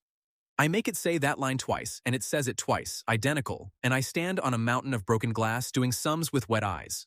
The bill is enormous, and every line of it can be paid. I set the 2 clocks side by side out loud, because that is the whole office. 2,000 days of work against 2,000 days of lock, if 3,500 hands stand on the hill every open day.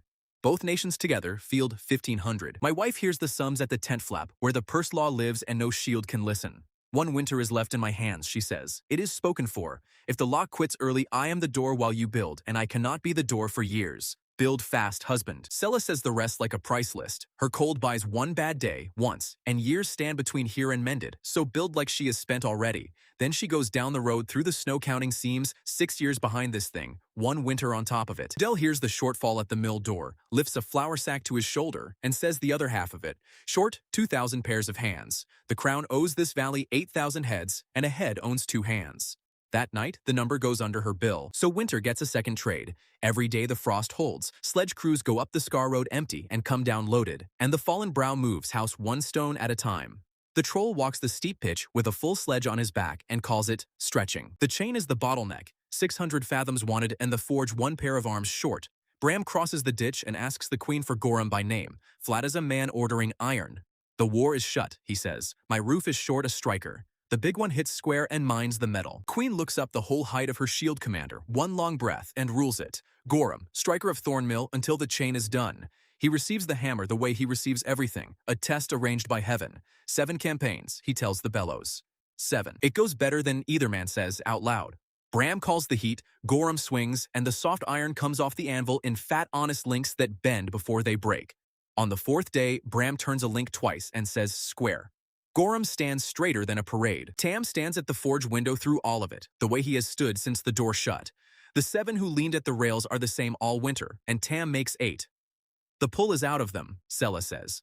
What walked too far comes home slow by the small roads. A gray afternoon, Tam crosses the floor and taps the anvil twice with 1 knuckle. The old apprentice knock, work-minded here. Bram goes still with the hammer up. Gorham lowers his and steps back off the stone without one word. Bram takes the small hammer off the door peg, the beginner hammer, and sets it in the hand of his son and moves the tongs to the easy side.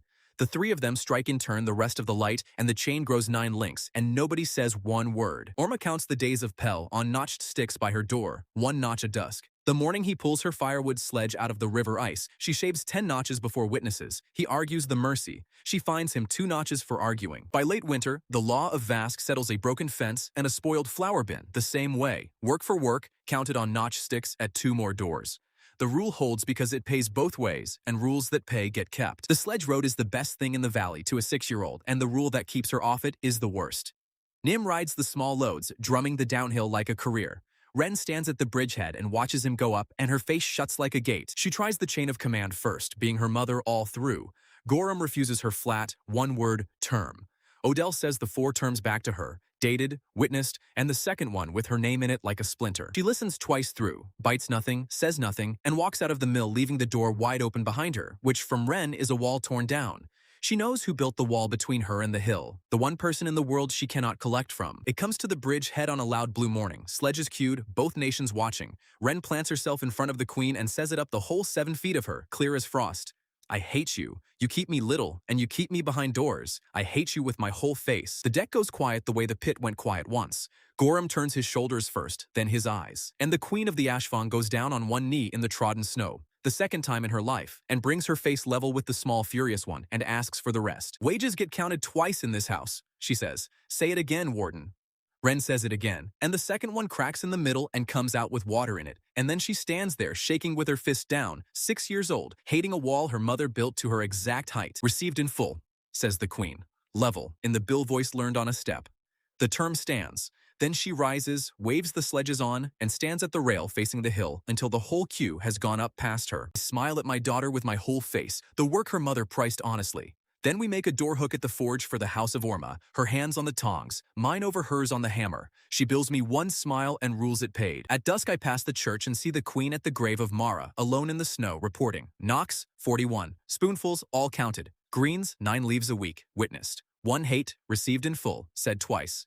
Your terms stand, breadwife. I walk on and mend a hinge. Spring comes the honest way, small and from the west. The river talks first, then the ferry runs with Mev charging thaw prices, and the grannies come home arguing, which is how grannies travel. The 2 gray houses get opened, aired, and scrubbed with lime. The fields go under the plow behind dowry oxen, mud to the hocks, and the seed corn leaves the lock at last, a thumb deep, a thumb spaced, because that is what the sentence said.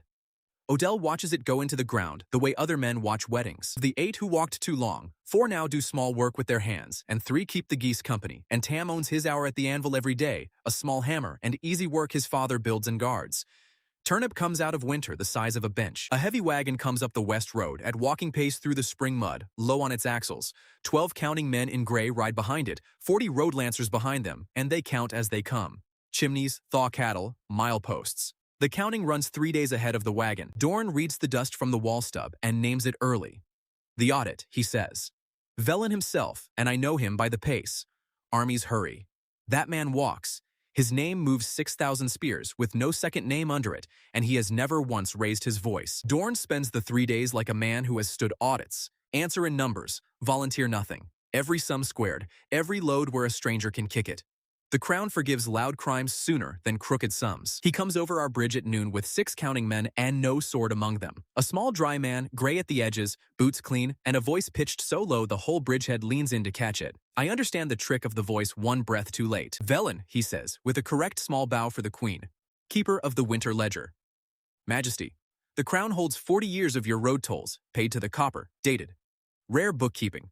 My wife watches him the way wolves watch deep water. 40 years of tolls, she says, pleasant, winter walking out along the rail, and 7 years of your digging under my hill with never 1 copper at my gates. Velen inclines his head 1 measured inch, conceding a point, and the black lead moves on his slate. His men set a folding table on our deck and weight the sheets with river stones. The royal patent of the east face, 10 years to run. The winter list, 22 names, 16 ruled through. The report of Dorn, 1 word in it.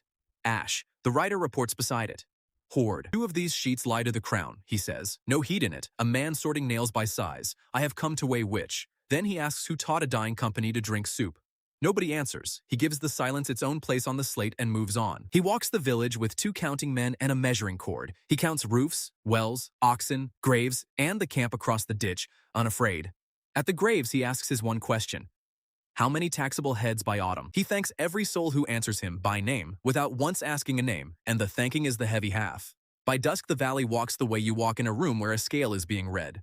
Nobody has been threatened. Everybody has been counted. The geese meet one of his men at the well, all 9 in step like a wall patrol, and stand on his dropped sheets while he backs into the rail. He counts them onto his slate by rank, shaking.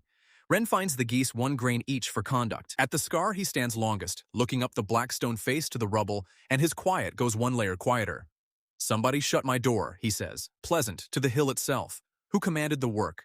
The air holds, and the black lead gives the silence a date. At dark, he takes supper at the mill table, pays to the copper, and lays out the sum of his day. The patent has 10 years to run. 4 wagons a month, 6 slabs the wagon, 100 silver the slab. A shut door costs the crown 288,000 silver. The crown audits, he says. Grief and anger it leaves to people. At first light, every count this valley keeps opens to the crown, and the weighing will be exact. He folds his napkin square by the fire and thanks the room.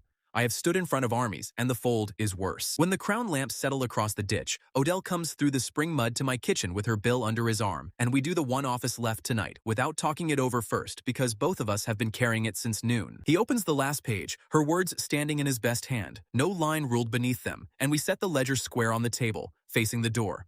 Total carried forward, 8,001. First light comes up gray and thin, and the crown lamps across the ditch are already burning their second oil. 12 counting men cross our bridge in a row with folding tables, and Velen walks last, at his own pace, reading our roofs the way other men read weather. I count what walks with him, because counting is how this family stays level when it is scared. 12 counting men, 40 road lancers, lances sleeved, 1 wagon riding low, 19 chests deep, with its own guard. Horn gives me the rest at the rail, low. The man holds the toll lease of the West Pass, 2 quarries of gray stone, and the mill at Grayford that presses every sheet the crown leans on.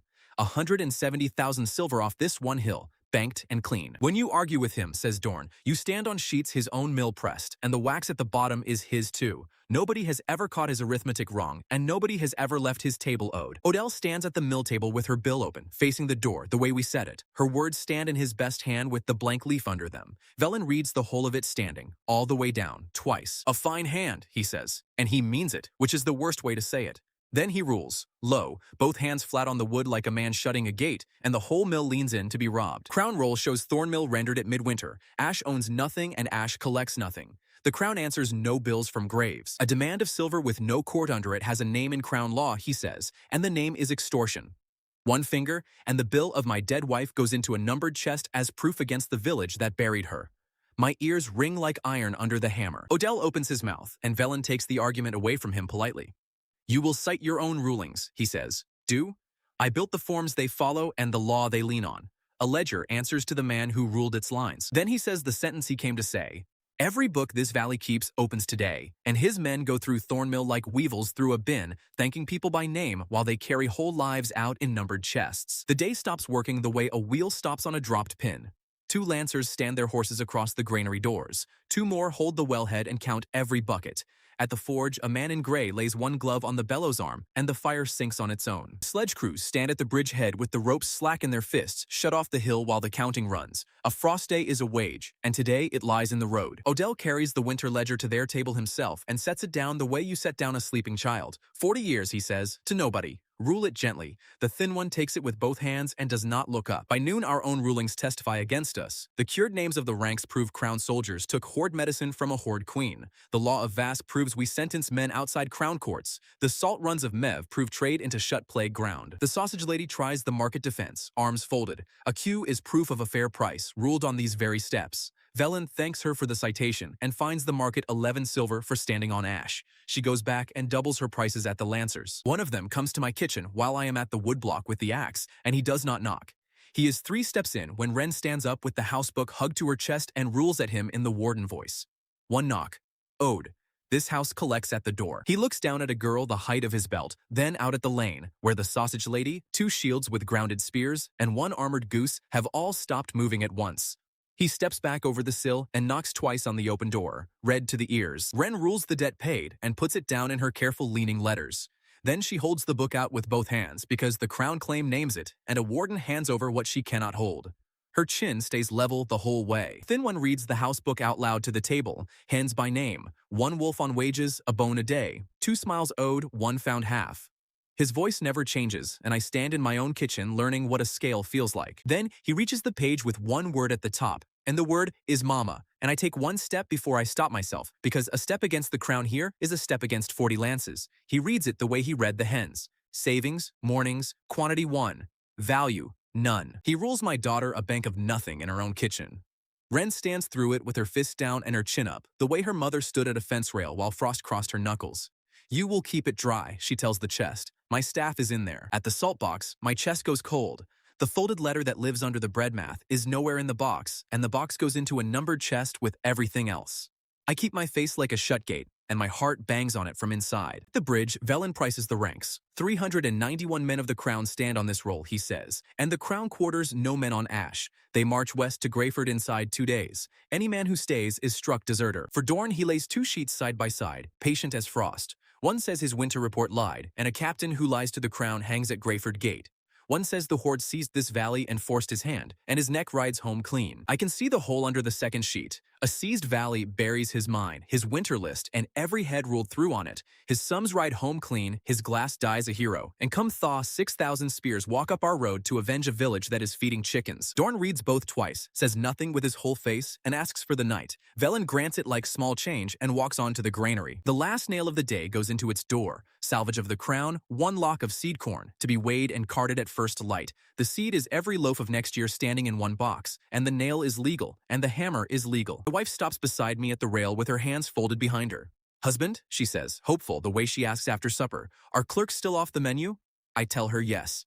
She sighs, robbed twice in 1 war. Then the hope goes out of her voice, and the law stays. He beat you all day in daylight, she says. Paper is his sword hand, and nobody beats a sword hand by borrowing the sword. Fight him where he keeps his soft side, or stand still and be counted into a chest. I lie awake half the night, and the answer comes the way men's come, all at once, after the staring.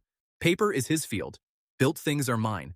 And under our own rubble, the man owns 1 built thing in this valley. At first light, I climb the scar road with Sella and Dorn, and he is already there. Boots clean on black glass, 2 men stretching a measuring cord across our plug, pricing his door for reopening.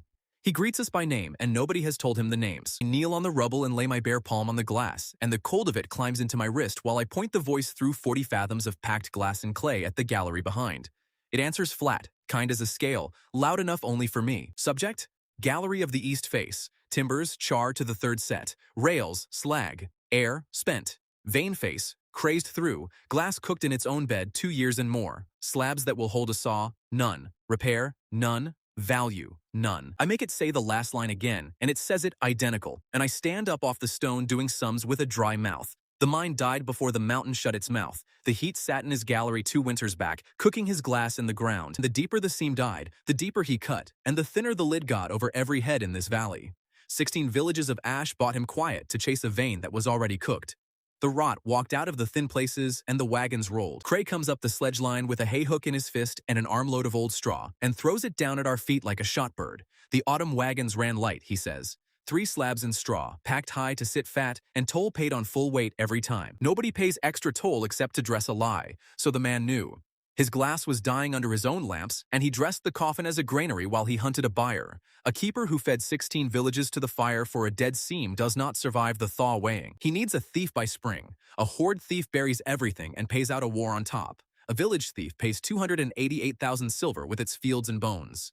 I look at the small dry man and finally see the hurry inside the stillness. I walk down with stone grinding under my boots and say it to his face, quiet, because quiet is his home country. Your glass died 2 winters back. My voice reads built things, and it read yours through my own plug. Char, slag, a vein cooked through. Reopen it and you buy a corpse at patent price, I tell him, and I will say these numbers to any crown scale that stands still, with the toll counts of your own gate beside them. For the first time since he crossed our bridge, his hands stop moving on the slate. Then he thanks me, by name, and walks down at his own pace. You just told the quietest man in the kingdom his life is on fire, says Dorn.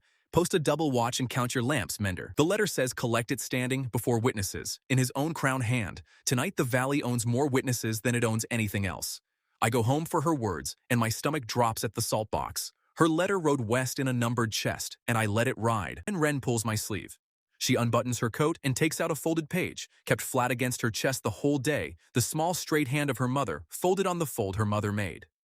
They read my book out loud, she says. I let them. I was holding the better page. I go down on one knee on my own floor and smile at my daughter with my whole face, and for once it costs me nothing at all. Her mother rides inside my coat to the bridge, the same way Ren carried her, flat against the chest. Word goes through 2 nations without one bell. At dusk, the bridgehead fills between torch fires. Odell comes with the heavy bill, the scribe carries the bones, Orma her notch stick, Pell bareheaded. The ranks stand behind Dorn. The lancers make a mounted row behind Velen. My wife takes the middle of the deck and does nothing at all, which from her is a fanfare. Ren stands where the wall law puts her, behind the rail line, hating the rail with her whole face, holding the wolf by one ear. I hold up the folded sheets so the torches see the fold. This valley holds a bill, I say, and a law, and tonight they stand up together. The law was made last winter in the open snow by both nations, and the queen ruled it her own law, kept whole. The killer finishes the work of the killed. Every soul on both banks has watched that law pay at one door all winter. A dead son leaves a house half dug, and the man who made the hole digs it to the last shelf and says the name at dawn so the lane can keep count. The law holds because it pays both ways. Then I read her bill, standing in her words.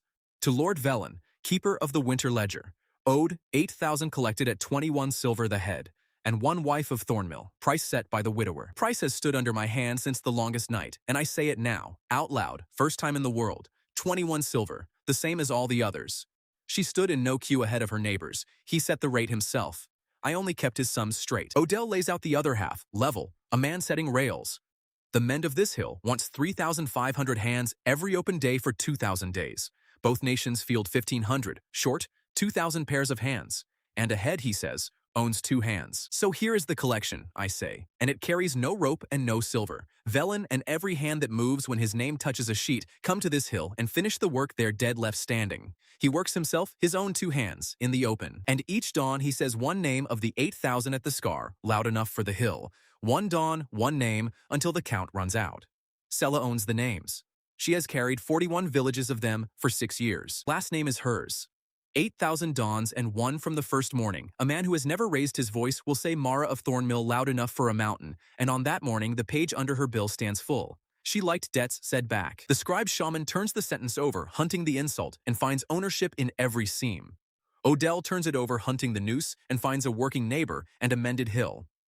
I watch the yes arrive twice. My law rules the queen from the middle of the deck, kept whole. And both banks breathe out together, one long breath, the way a carry crew breathes when the log comes off the shoulder at last. Velen hears the whole of it. Then he prices us. Your law is good law, he says. At the crown table it reads as a horde court sentencing a crown officer, and that has a shorter name, and the name is war. The crown stands in no valley dock. He folds his slate cloth square and thanks the bridge for its time. I have stood in front of an avalanche with my daughter behind me, and the fold is worse. The lancers wheel around him like a gate closing, and the crown walks back to its lamps. Shields want him in 40 pieces, and the queen holds their whole fence with one lifted finger. Dead, he is a crown martyr and a war by summer, she says. Working, he is a debt paying down. We collect him working. Sleep in your boots, husband. Gorham takes the bridge deck at dark without one word of leave, the black shield square on his back, and this time both nations count it as weather.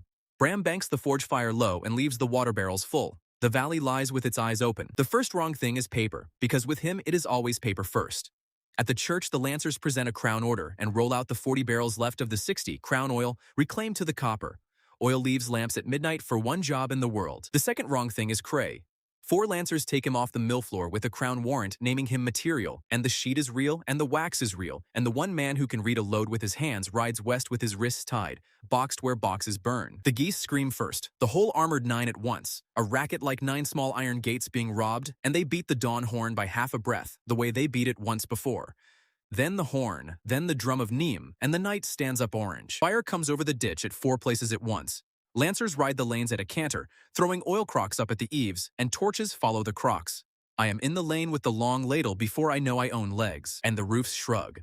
Baked mud does not gossip with fire. The oil burns off the plaster in strings, and roof after roof wears a little burning hat and refuses the point of it. The foreman spreads his arms. Mud for the mud god, he bellows. The god pays out. The mill takes it worst because the loft is the last dry answer this village keeps. Flour dust drinks fire the way straw drinks water, and the top of the mill goes up with a sound like a held breath let go. 11 sacks are up there. I count them burning. A young shield runs at my wife with the burning night in his face and begs her for the white, queen, the white. She is already moving with a roof beam across both arms, and she answers on the stride, level as housekeeping. My winter is owed to the hill, she says. Buckets. Then the cart shed wall walks.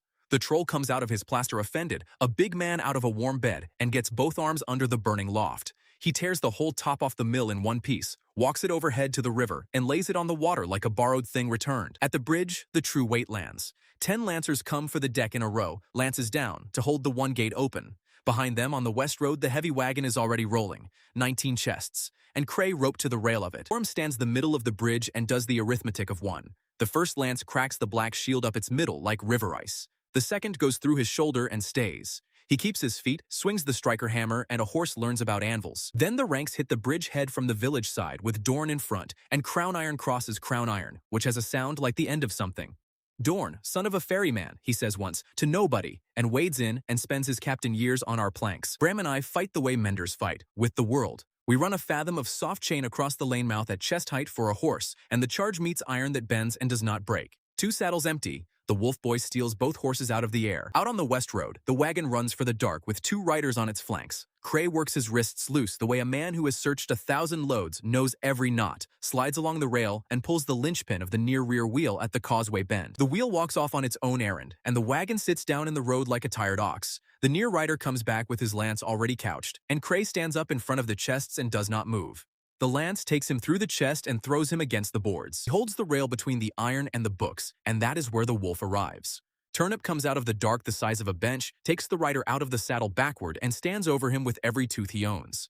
The second rider turns his horse and votes with it. We bring the wagon home with him riding on his own chests, and at the forge we lay him down where the warm is. He looks up at the beams like a man checking stock, asks if the books are dry, and somebody says yes, and he nods like a gate closing for the night. Wren comes in under every arm in the room with her fist already out, and nobody stops a warden on her own floor. She opens his fingers the way she opens mine at every leaving, lays her last saved morning on his palm, and starts folding his fingers over it one by one. At the thumb, he stops her. He folds her small fingers back over her own coin. Thumb last, check twice, the whole right handed back the way he watched her do it all winter from across a queue. Keep the bank, warden, he says. My page is ruled. Tell the big one the toll stands. He pays out between one breath and the next, quiet, a man leaving exact change on the table. Odell puts the name down while his best hand shakes. Cray of the East Gate, who wrote 97 names, who stood between the iron and the books. That page always gets paid. And stands with her fist shut on her unspent morning, and for the first time in her life, the bank refuses to open at her, and her book owns no rule for it. She lets me carry her home with her face in my neck, and Turnip walks under her hanging hand the whole way. The count comes with the gray light, and I say it out loud because sums are the office I hold. Of the Lancers, 9 dead, 26 yielded, 4 gone west on fast horses, and 1 fished out of the mill pond by Mev, billed at the wet rate. Of the horde, 2 shields, read into the bone ledger with both banks standing. Of the ranks, 6 wounded who keep their arms. Gorham, a lance through the shoulder and out the back, sewn by Sella, complaining about her thread, and the cracked black shield lying on the anvil like a patient. Of the village, Cray. Of the mill, the loft gone to the fire and 11 sacks of flour, a fortnight of loaves as smoke, and the wheel scorched under it and turning anyway. Of the freight, all 19 chests home, and the salt box back in my kitchen by supper. The queen crosses the ditch at the first goose scream with 200 shields and no hurry, and takes the crown camp the way Weather takes a picnic. Find Velen at his table, setting the knight down in his small hand. He caps his little bottle, squares his slate, and thanks the shields for their patience. In the gray morning, Sella walks up to him with 6 years in her face. I have walked behind your wax through 41 villages, she says. I carry their names. I am the nearest thing to kin 8,000 people still own. Give me the man. Orma comes to stand beside her with the notchstick and says nothing at all, and her nothing has a whole court inside it. Owned, rules the queen, in the law voice, before both banks and what remains of the crown. My law kept whole, and no axe anywhere moves. Dorn does his own sentencing. He rules his name off the roll of his own column, cut in with his knife point, hangable now at any crown gate, and lays his true report over the false one with his name at the foot. He goes out and sets the pickets, and 391 men stay. 4 horses walk the last climb of the West Pass at noon. In one saddlebag rides the story the crown will read first, and the toll gate of the keeper, the gate that never once passed a wagon free, waves them through without a copper. I thaw the crown holds their story and mine, says Dorn at the rail, and a valley sentence weighs nothing at that table. Whatever comes up this road in spring comes with points on it, and my name sits on the rope list twice. Build like it. We bury Cray on the 3rd morning by the church, next to the old cracked bell. The sausage lady brings her sausage down flat, a flag going where flags go, and the ranks stand the grave with spears reversed and buttons dulled, 97 of them wearing the names he wrote. Gorham comes with his arm strapped, takes the crown button off his cord, and lays one toll into the grave, paid back the only direction left. Then he stands over the hole a long time, and nobody anywhere tells the big one word about weather. Sentence starts at the next dawn. They walk Velen up the Scar Road, and Pell walks beside him, showing the load, because Pell knows the road out of a debt better than any man alive. Orma cuts a fresh stick. One notch of dawn, she says. I awed it out loud. At the rubble line, Sella hands him the first name, and he says it in the voice pitched for shut rooms, and the hill does not hear it. Louder, says Orma. Loud is half the work. So he fills his chest and says Anna of Redford, who sold eggs, loud enough for a mountain. The name goes up the black stone face and comes back owning the morning. His soft hands go raw on the rope, and nobody offers gloves, and he does not ask. At dusk, he does sums on his slate without being told. Load rates, seam counts, frost days, and Odell checks them, and the sums are right, and the two old men hate out loud how good the other is with numbers. On the seventh evening, he asks for the ledger himself. Before witnesses, on the blank leaf that waited under her bill, he sets it down in his own crown hand. To Grayford, 6,000, to the kettle, as hands. Tools over iron, and under it the name that moves them. I have read your sums 9 evenings, he says. The debt stands. Whatever else I burned, I never once left a true bill unpaid. Odell blots it without one word, and the page kept for what he pays carries its first line. Horn reads the order twice, and says the cold half. If the crown has struck his name already, that sheet calls 6,000 spears up our road instead. Same boots, other iron. A rider goes west with it at first light, and the valley owes its spring to a name that may be a dead letter. That night, my house cannot shut, because the door stands open for stretchers and soup, and the lane walks through my kitchen. The queen comes last. At the open door she stops, knocks 3 careful knocks on the frame of a door standing wide open, and waits under the eaves. Wren surfaces off the settle the width of one eye. You may come in, says the warden of Thornmill, mostly asleep, and Winter ducks under the lintel, sits where a small girl points, sets the pot in front of me, and counts my spoonfuls out loud, and nobody says one word. The last morning stays saved. She tells nobody what it waits for now, and I do not count her savings out loud.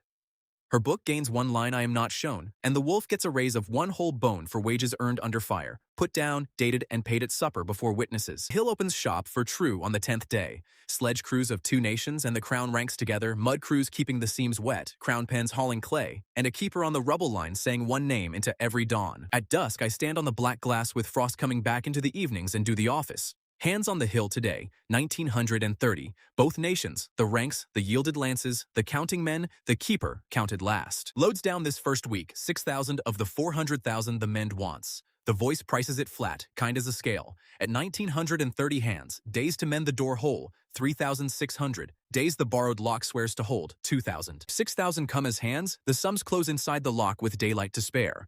If they come as iron or come as nothing, the hill owns a door before we own a lid. The shortfall goes under her bill, because that page collects what the valley is owed.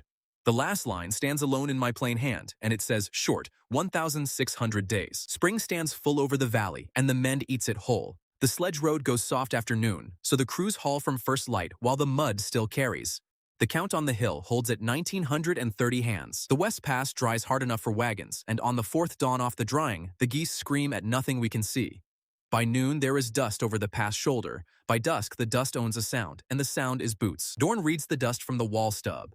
Same boots, he says. Then the cold half. Other iron mender. The crown chose. The voice prices it flat. Column of the crown, 6,000, foot and horse. Spears, 6,000. Wagons thin, and it reads the wagons twice. They camp at the pass foot, no herald. Fires in rows up the dark like a town nobody invited. At gray light, 9 armored geese audit the camp in column, and 6,000 men stand to arms in the mud. A clerk enters them in the muster.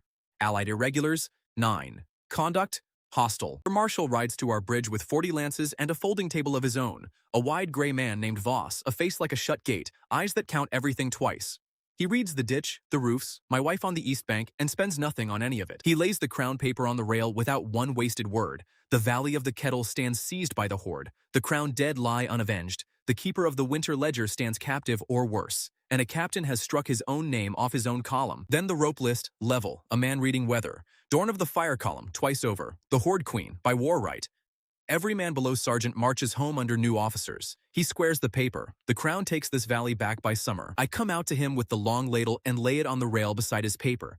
Bram offered the hammer on my way past, and I left it, because a hammer says argue, and I am here to sell supper. Marshal, I say, before the rope.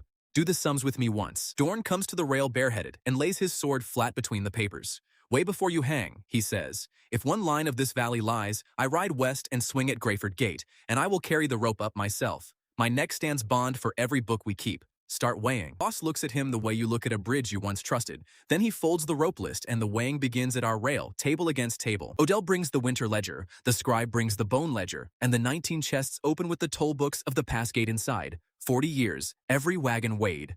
Books agree with books, and that is the trap in books. The cured names of the columns stand in crown hand, 97, written by Cray of the East Gate, who died between the iron and the books. Voss reads the page twice and says nothing, and the nothing has weight. Then the dawn helps us. Up the scar a voice pitched for shut rooms fills its chest and says a name loud enough for a mountain, Edda of Westrun, who sold wool. Voss turns his whole horse at the sound. I know that voice, he says. It has never once been loud. We walk him up the scar road, and the keeper of the winter ledger sets down his rope and audits his own marshal. 6,000 men, bread on your wagons, 6 days at field loaf. Fodder, 3. The mud shuts the pass behind you inside 9. Your arithmetic ends in this valley either way. Orders burn what they name, says Voss, and I carry an order with this valley named in it. Then he looks a long time at the black face and the crews on the courses, and asks the first honest question. What is under that lid? I give him the reading I gave nobody whole. The rot walked out of thin places over a cooked seam. 16 villages of ash bought quiet for a mine that was already dead. The lid over his whole west country hangs on this mend, and the mend runs short 1,600 hands. Then I price his other road, because he is pricing it behind the shut gate of his face. Storming this ditch buys 4 days of blood and a burned granary. Holding it buys hunger for 6,000 mouths, and the lid cracks while you hold, and the rot walks your muster. Count your own wagons, Marshal, I say. Iron you have. Your column runs short of bread, fodder, and a road home before the mud, and this valley sells all 3. The price rides in your own bag. Dorn lays the last paper himself, the one that rode west with a clerk and came back struck. To Greyford, 6,000, to the kettle, as hands, tools over iron. The seal wears a line through it, and under the line, the sums stand untouched. Velen puts one finger on his own order, polite as Sunday. I wrote that bill true. I never once left a true bill unpaid, and nobody has ever caught my arithmetic wrong. Obey the numbers, Marshal. It was never the seal doing the work. Voss counts a long breath, and then he haggles, because that is his trade too. The crown takes the estate of its dead lord, tolls, quarries, the paper mill, 170,000 silver banked, and pays its own men their wage out of it. The crown sets its mark on the finished cap, he says, and the story rides home as a mountain reclaimed, and the crown takes its surety west. He looks at Dorn, and the column goes quiet along the bank, 391 men learning the price of a clean neck. Dorn folds his coat over the rail like a man leaving a small room. Build like I am watching, he tells his sergeants. Then he rides west inside a square of lances, and the valley walks him to the bridge head and stands there a while after the pass takes him. Odell names our half of the bill. 6,000 mouths eat this valley thin. Loaves ride at half weight till the crown wagons run, 40 days if the mud is kind. 100 more oxen go to the barrels. He writes it, rules it, and hates it politely. My wife walks the rail once, the way she walks around a law, and rules the last of it. Spears racked, tools issued, wages posted, and every crown man on her hill stands under the law of Vask. Work for work, same notch sticks as everybody. Voss bows the exact inch the law is owed. It happens at noon, by drum. 6,000 spears walk to the racks and stand up in pyramids like a forest done arguing, and 6,000 pairs of hands take up sledge ropes and clay paddles. 2 nations watch quietly, which is how this valley cheers. Odell opens the blank page under the bill of my wife and enters it in his best hand. Hands received on account, 6,000. He rules no line because her law holds, and he sits over the wet ink with his thumbs against his eyes, and nobody hurries him. The sausage lady sees the column at the racks, does the arithmetic of 6,000 hungry customers, and sits down hard on her own cart. Then she stands up rich. By dusk, she runs 3 grills and 2 granddaughters, and a quartermaster files that her prices amount to a second siege. Odell hears it at the mill table, with the whole queue listening. A queue is proof of a fair price. He rules, same as ever. The quartermaster pays double and keeps his place, and the sausage lady weeps into her apron for the first time all war, out of pure love of the law. For 9 days, the hill eats loads like a harvest, and the sums swing our way. Hands, 7,900. Days to mend the door hole, 880. Days the lock swears, 1,900. Daylight to spare, and I sleep like a paid man. Then the high snow above the scar lets go in 1 warm week, and the mountain drinks it. Snow water walks into the rubble by 10,000 small doors, and the packed clay drinks too, and swells, and slides greasy on the glass the way butter leaves a hot knife. The first wrong thing is steam. 2 seams that slept all winter stand up breathing at dawn, and by noon they are 7. The mud crews feed them wet clay and the clay slumps back out like a spat pill. Sella walks the line with her palm down and says the word warm 11 times. I make the voice read the whole lock and it reads it twice, identical, no mercy. Meltwater under the plug. Clay gone soft, the throat leaning. Days the lock swears to hold, 400. Days to mend, 880. The sums cross, and where they cross is a grave. I stand on black glass hunting the cheaper door. Drain galleries, night ice hauled by the sledge, a second brow to drop. The voice prices each one flat and every price comes back short, short, short. For the first time since a fence fell, I own no cheaper anything. My wife finds me at dusk and holds out her hand for the number, the way she did once on a dying wall. I give it straight because the one lie I ever handed her still costs me interest. 400 against 880, wife. The lock quits first. She rolls her shoulders the way Bram rolls his before long iron. One winter is left in my hands, she says, and it was spoken for at a tent flap. Post my winter in the throat of that hill, husband, and your door stands. She says it level, a woman naming which coat to sell. The old sum said the one who holds does not come out, I say, and my voice arrives low. She smiles the first morning smile, delighted and terrible. The white goes in, husband, the queen stays on the rubble. You priced me that cheaper door yourself, with a chest and a chain. She climbs to the rubble line at gray dawn, with both banks and the crown watching, because a queen pays where the sums were said. Sella stands close. Ren stands behind the rail line where the wall law puts her, holding the wolf by one ear. Iska of the Ashfang lays both palms into the breathing seam and pours out the last winter of her long life, all of it, nothing held back. White ferns walk down the throat of the mountain, fern over fern, 40 fathoms deep, and the steam dies in its rooms. The voice reads it while she pours, kind as a scale. Cold, posted, years deep. Days the lock swears to hold, 1100. The sums uncross. Then the other reading arrives, the one Sella priced a winter ago, and I watch it collect. The white finishes with the mountain and turns for its owner.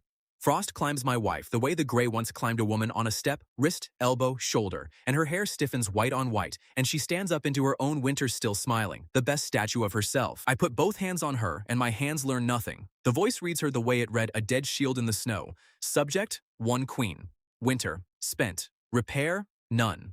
Sella closes her eyes because she priced this long ago. Then a small thing happens that nobody alive could have priced. Ren ducks under the rail she has hated since the wall stood and crosses the rubble at a walk. Chin level, the book left with the wolf. Nobody stops a warden coming to a door, and that is what the white is now. A door. She takes the frozen claw and opens the fingers, the way she opens mine at every leaving, and lays her last saved morning on the palm, and folds the fingers over it one by one, thumb last, checked twice. Then she gives her ruling up at the white face. Clear, a bank stating terms. You told Papa the gift goes once and there is no second morning in you. My bank says different. Mornings, quantity 1, and a clerk ruled my bank worth nothing, and clerks are wrong about banks. Spent, on you, no interest, no loan. There is a second morning in you now. Come collect it. For 3 breaths, the hill holds its air. Then the white lets go of my wife, the way ice lets go of a river, one long sigh from hair to boots, and it walks off her into the rubble and down. The queen of the Ashfang sways, and I catch what the winter set down. She comes back warm. Her skin was always well water and riverstone, and now under my hands there is a plain warm woman, heavy as anybody, breathing like anybody. Her eyes open the same deep ice color.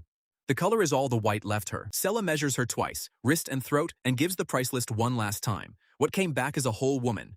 The winter in her is spent to the floor. No drop, no seed, and it never grows back. Frost, none. Repair, none. 2 nations and 1 crown breathe out together. Then the first murmur runs the horde line. Lo, in the old tongue I own enough of now. A queen is winter, says the murmur. What is a queen who is warm? The face of Gorham shuts like a toll gate. That night, my wife meets cold from the customer side of the counter. She comes up our lane at dusk with her arms folded tight and snow dyeing wet on her shoulders, and at the door she does the thing that breaks me the whole way. She knocks. Term 3 says the step, and weather is the price of the step. And she stands on it in the dark, shaking like a wet foal, knocking her 3 careful knocks because terms are terms. Ren opens the door the width of her face, then all the way. You may come in. Wipe the winter off. It does no wiping, warden, says the queen, teaching herself the sentence as she says it. It is on the inside now. I am wearing all of it. Then she sits where she is pointed, close to the fire, closer than she has ever needed anything, and holds out her hands to it. She sets the pot in front of me out of habit and counts my spoonfuls, and the count shakes in the middle. Ren corrects her at 11, gentle as a treaty. Then the warden fetches the winter blanket off her own bed and lays it over the biggest lap in the valley. The queen of 40,000 holds a blanket the size of a saddlecloth in 2 hands made for war, and her face works at it a long time. I look into the fire and keep my eyes there because some payments want no witnesses. The mud dries and the nation comes home, 38,000 strong, wolves and wagons and grannies arguing. They find the door of the kettle shut, a crown army hauling clay, and a queen in a coat. The horde reads her in one day, the way wolves read a limp. Comes at the thaw assembly, lawful as sunrise. Skarn walks into the pit sand, lays his shield flat, and calls the old law up at her, no joy anywhere in him. The strong own and the weak are owned. Winter has left the queen. The sand will weigh what remains. Gorum stands at the sand edge and does the hardest standing of his life. His son in the pit, his queen called light, the law between them like a drawn blade. She has to answer it herself, and I hold my daughter by the shoulder and my own breath by the neck. My wife hands me her coat, and that is the whole speech I get, and it is plenty. Then she walks into the sand the way she once walked into my valley, delighted, hungry, at home, warm, and out of every other coin. Skarn comes carefully, because he has met this sand before and respect got beaten into him by furniture. One test swing, flat, honest weight. She takes it on both forearms and goes down to one knee, and 38,000 people make one sound, and the sound has a crack in it. Then the queen stands back up. She comes up slow, sand on her arms, hair loose, smiling the old wedding smile, and the crowd changes shape in its throat. All my life I owned the answer, she says. A thing meets winter, and it obeys, or it fights. Then I met a third thing, and I married it. Standing back up is the rarest thing, she says. My white is up that hill, posted, sentry in a mountain for 1,000 years, the biggest kill any queen of this horde ever made. My winter did what strength is for. It bought. Now weigh what is left, shield son. He weighs it with a real swing, and the queen steps inside it before it lands, close as a dance, and her heel goes in 3 fingers under the cap of the left knee, stone side. The address my voice once sold this whole horde at full volume. Skarn sits down like a dropped cupboard. He puts one claw under his chin, the way she once put it under mine, and lifts his face into the torchlight. Stand up, shield son. I took your best swing warm, and I am still in the sand. The old law weighs arms. Mine weighs what the arms bought. Under mine, you are worth more standing. Then she prices him, because owning gently is still her trade. The Scar wants a toll wall and a standing watch, and the watch wants a commander with a shield and a grudge against doors. Skarn of the watch, first post of the new law. He takes it the way his father takes offices. Gorum crosses the sand and gives his son the small nod, the one he spent on him once at the games, and this time a whole career rides inside it. Shields go flat, bank on bank, the long note goes up from the pens, and the scribe blots the ruling, annoyed at how well it files. After that, the valley does the long, dull, holy thing. It works. 7,900 hands every open day, season after season. 80,000 loads by first snow. 250,000 by the second autumn. The ring ditch changes offices. Dorne shut its head gate once to freeze a monster, and now the gate runs the other way. The moat water climbs the Scar in a split log trough, lifted twice by the 2 water wheels I mend for a living, and keeps 3 clay banks wet all summer. Ram and Gorum and Tam close the 600th fathom of chain, and the last link is a fat, honest one that bends before it breaks. Then the cracked black shield comes off the anvil, and father and son run a seam of soft iron down its middle, so the crack wears a spine. Soft bends, says Bram, handing it home. Gorum taps the seam once, listens like a bell buyer, and rules it square. Then he stands his watches with the mend facing out. The quarry crews raise the dowry chest out of the deep rubble, dented like an old pot, my name still burned on the lid. We hang it off the short arm of the new crane at the crown ring, and Heavy does my heavy half one more season, lifting capstone on honest chain. The troll carries capstones up the steep pitch 2 at a time, sets them with one thumb, and looks around for a wall to live in. The watch house of Skarn stands short its north wall, and by first frost, the north wall snores, plastered in warm, and the watch walks softly past it. The law of Vask runs the hill the whole while. Work for work, 3 nations under one rule. A crown pen drops a sledge down the pitch and stands, the carpenter watches till it is mended, and the law fits crown men the same as everybody, which surprises only them. He finishes his 1,000 days at the end of the second summer. Orma shaves nothing, forgives nothing, and stands at her door while both books rule the debt paid before witnesses.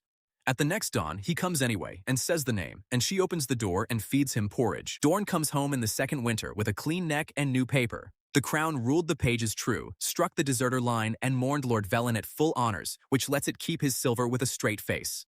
Dying is the first thing that ever improved him, says Dorne. The last sheet names him Keeper of the West Pass, tolls of the crown. The gate that never once passed a wagon free spends its old age waving grain sledges through at no charge, and Mev files a complaint about honest competition and loses it in a good mood. The last load is number 400,000, and it goes up in the 3rd spring with 2 nations and 1 column walking beside it, everybody finding a reason to touch the sledge once. The troll sets the stone. The keeper says the dawn name. Then the hill waits for its ruling. I stand on the cap and point the voice down through 40 fathoms of packed glass block and clay, and I make it read every course. Throat packed solid. Cap laid whole. Watch posted. Cold standing sentry years deep. Door mended. Lives none. I make it say the last line twice. Crown mark goes into the cap ring beside the horde ring crossed once, and under both the law of Vask in both tongues, so the door wears the rule that built it. Sella holds her palm flat over the crown ring, close, no touch, a long time. Cold, she says, cold as any hill in the world. Then she sits down on the new stone, and that night she sleeps from dark to dark, the first whole sleep anybody has witnessed on her, and Hala guards it like a hen. The queen rules the Scar Road weather now, plain work, and the wall term sleeps with nothing left to guard. So Ren rides one whole downhill on the last empty sledge with Nim drumming the grade, screams the good scream all the way, and bills nobody. That evening, the valley eats at long boards at the bridgehead, and I stand up at the rail with my heart going like a drum downhill, and I do the thing I have been walking toward for 3 years. Wife, I say, I want a second wedding. Boards go quiet. In the village book this time, I say, on this bank, in my tongue, with the terms said back. The first wedding I stole. I came up your mountain with a knife and a need the size of a village, cut my prize off your bed at first light, and called it science. And the queen of the Ashfang sets down her cup and gives me the speech she has been carrying since the sand, level, prepared, terrible. No, husband. First hear what you are bidding on, then bid again if you still want the goods. I held you with a wedding won at games, she says. Then with a law 40,000 deep. Then with winter itself in both hands. Every one of those purses stands empty. My white is up a hill. My spears eat your bread. Your law runs this valley without me. I own nothing that holds a man. The strong own, she says, quieter, and her whole nation sits inside that sentence. Owning was how I loved. It is the only way anybody ever taught me. A queen who cannot hold a thing has no claim on it, so walk free, husband. The terms of the bread wife I keep either way. Those I said back. I choose out loud, at the rail, at witnesses, because that is where this valley signs anything that counts. I hold up one hand and count on fingers. Plain, where everybody can audit me. Knox, I say. 41, the first winter alone, counted at my door by a girl who finds geese. A queen who could carry my house away under one arm stood on a step in a blizzard because a dying baker set a term, and knocked and waited and paid her fines for knocking loud. She counted my spoonfuls through her own grief. She took a hate said to her face and filed it as wages. She went down on one knee in flour to hear a small gray woman better, and both times this valley has seen her kneel, it made her bigger. I have watched every knock and every counted spoon for 3 years. That is the bid, wife. You hold me with nothing. I stay anyway. My first wife priced this at a fence rail for both of us, so I pay in her words. A wedding is 1 day. All the other days I got free, and free is the best price. I am here to buy the 1 day that is still owed. My wife looks at me a long time. The way she looked at a game she had just learned exists. All my life, she says, a thing was held or it walked. Here stands a thing that stays with nothing holding it. That is a 6th thing. I am keeping all 6, and the man as well. Ren climbs on the bench with the book open, because a wedding is business. Bride price, she says, pen up, and 2 nations lean in to hear a queen priced. The queen opens her mouth to bid a mountain, and the warden rules first. Free. Free is the best price. Mama said so at the rail. Then Ren does the thing she has never once done in her own book. She rules a line. Under the word free, straight as her mother laid pens, slow, tongue out. Mama rules the lines, she says. This one is from her. Odell watches the line land and mends his own face with both hands. The loom of Mara comes down from the mill loft at flax time, and 6 women thread it. The village weaves the new sheet out of its own field, white as a wedding, white as first snow, and Hala ties one red thread into the corner. Wedding stands at the bridge head at first frost. Gorham keeps the door with the mended shield and takes a toll off every guest, a button, a bead, a bone. The East Gate ruled that toll with his last words, and the toll stands. Ren carries the folded sheet on both arms, the way the book travels, and the grandmothers walk behind her, solemn as banners. Nim drums the pace. Turnip walks the hem side, wearing one white ribbon, entered in the book that morning as honor staff, unpaid, volunteered. The scribe reads the marriage in both tongues, and for vows we say terms back, because debts in this house get said back. She says the 4 terms of the bread wife, word for word, slow. I say back the terms she set me at a tent flap. The smile, my whole face. Then the queen pays a debt big and late, the way a letter in a salt box promised. She opens her claw over the open book and lays back the morning she was given 2 winters ago. Whole, kept through everything. My name is Home Warden, she says. Collect. Ren checks it twice, bites nothing, and enters the payment. Then she writes the queen into the census of the house, between the hens and the wolf, in her careful leaning letters, Iska of Thornmill, and rules no line under anybody, because the middles are hers and the middles stay open. At first light, the grandmothers come to read the sheet, kind and terrible at once, and they carry it out whole into the sun. Nothing cut, nothing taken, nothing owed. The oldest says, the reading up at the shut black hill, and what we read goes up the mountain. All night my wife slept with her palm flat on my chest in the old place, and this morning there is no fern and no bite there, just warm skin where a warm hand stayed. I count that among the men's. The winter after the wedding is the first plain one in 4 years. Crown wages run on time out of the estate of a dead lord, loaves ride at honest weight, the herd stands fat. Odell checks the counts twice for the trap, finds none, and files it under new weather. The page under the bill of my wife is nearly full. Hands received, 6,000. One door, mended whole. 1,000 names said, and the count standing. Odell shows me the last empty width and rules nothing, because her law holds. It closes when it fills, he says. Turnip stands entered as senior staff. Wages 2 bones, 1 deputized cub under him, fined half a bone. The hens run to 11, by name. The Smiles owed column reads paid, checked, full, and the queen stands billed for 1 borrowed blanket. Returned late, fine waived. On the last night of the year, the house sits full. Wren asleep over the book, the wolf under the table, my wife counting spoonfuls by the fire. I point the voice at my own house, the way I have pointed it at every broken thing since a doorstep full of chickens. And I ask what mends this. It reads a long moment, the way it read fences and queens and mountains. Subject, 1 house. Roof, tight. Latch, kept. Book, kept. Staff, fed. Then it says the thing it has never said to me. Repair, none. Nothing here stands broken. I finish the bowl, and the count holds. I keep coming back to the ladle. Every time this story handed Corin a hammer, he reached for supper instead, and he still won every war in it. He beat a horde with 1 knee, a fire column with soup, and a mountain with arithmetic, and he never pretended a price was smaller than it was. That is the lesson I take. Pay what things really cost. Say your debts out loud and let people watch you pay them. And when somebody strong loves you, watch what they do at your door. Anyone can push a door open. The ones who knock and wait in the snow are the ones worth cooking for.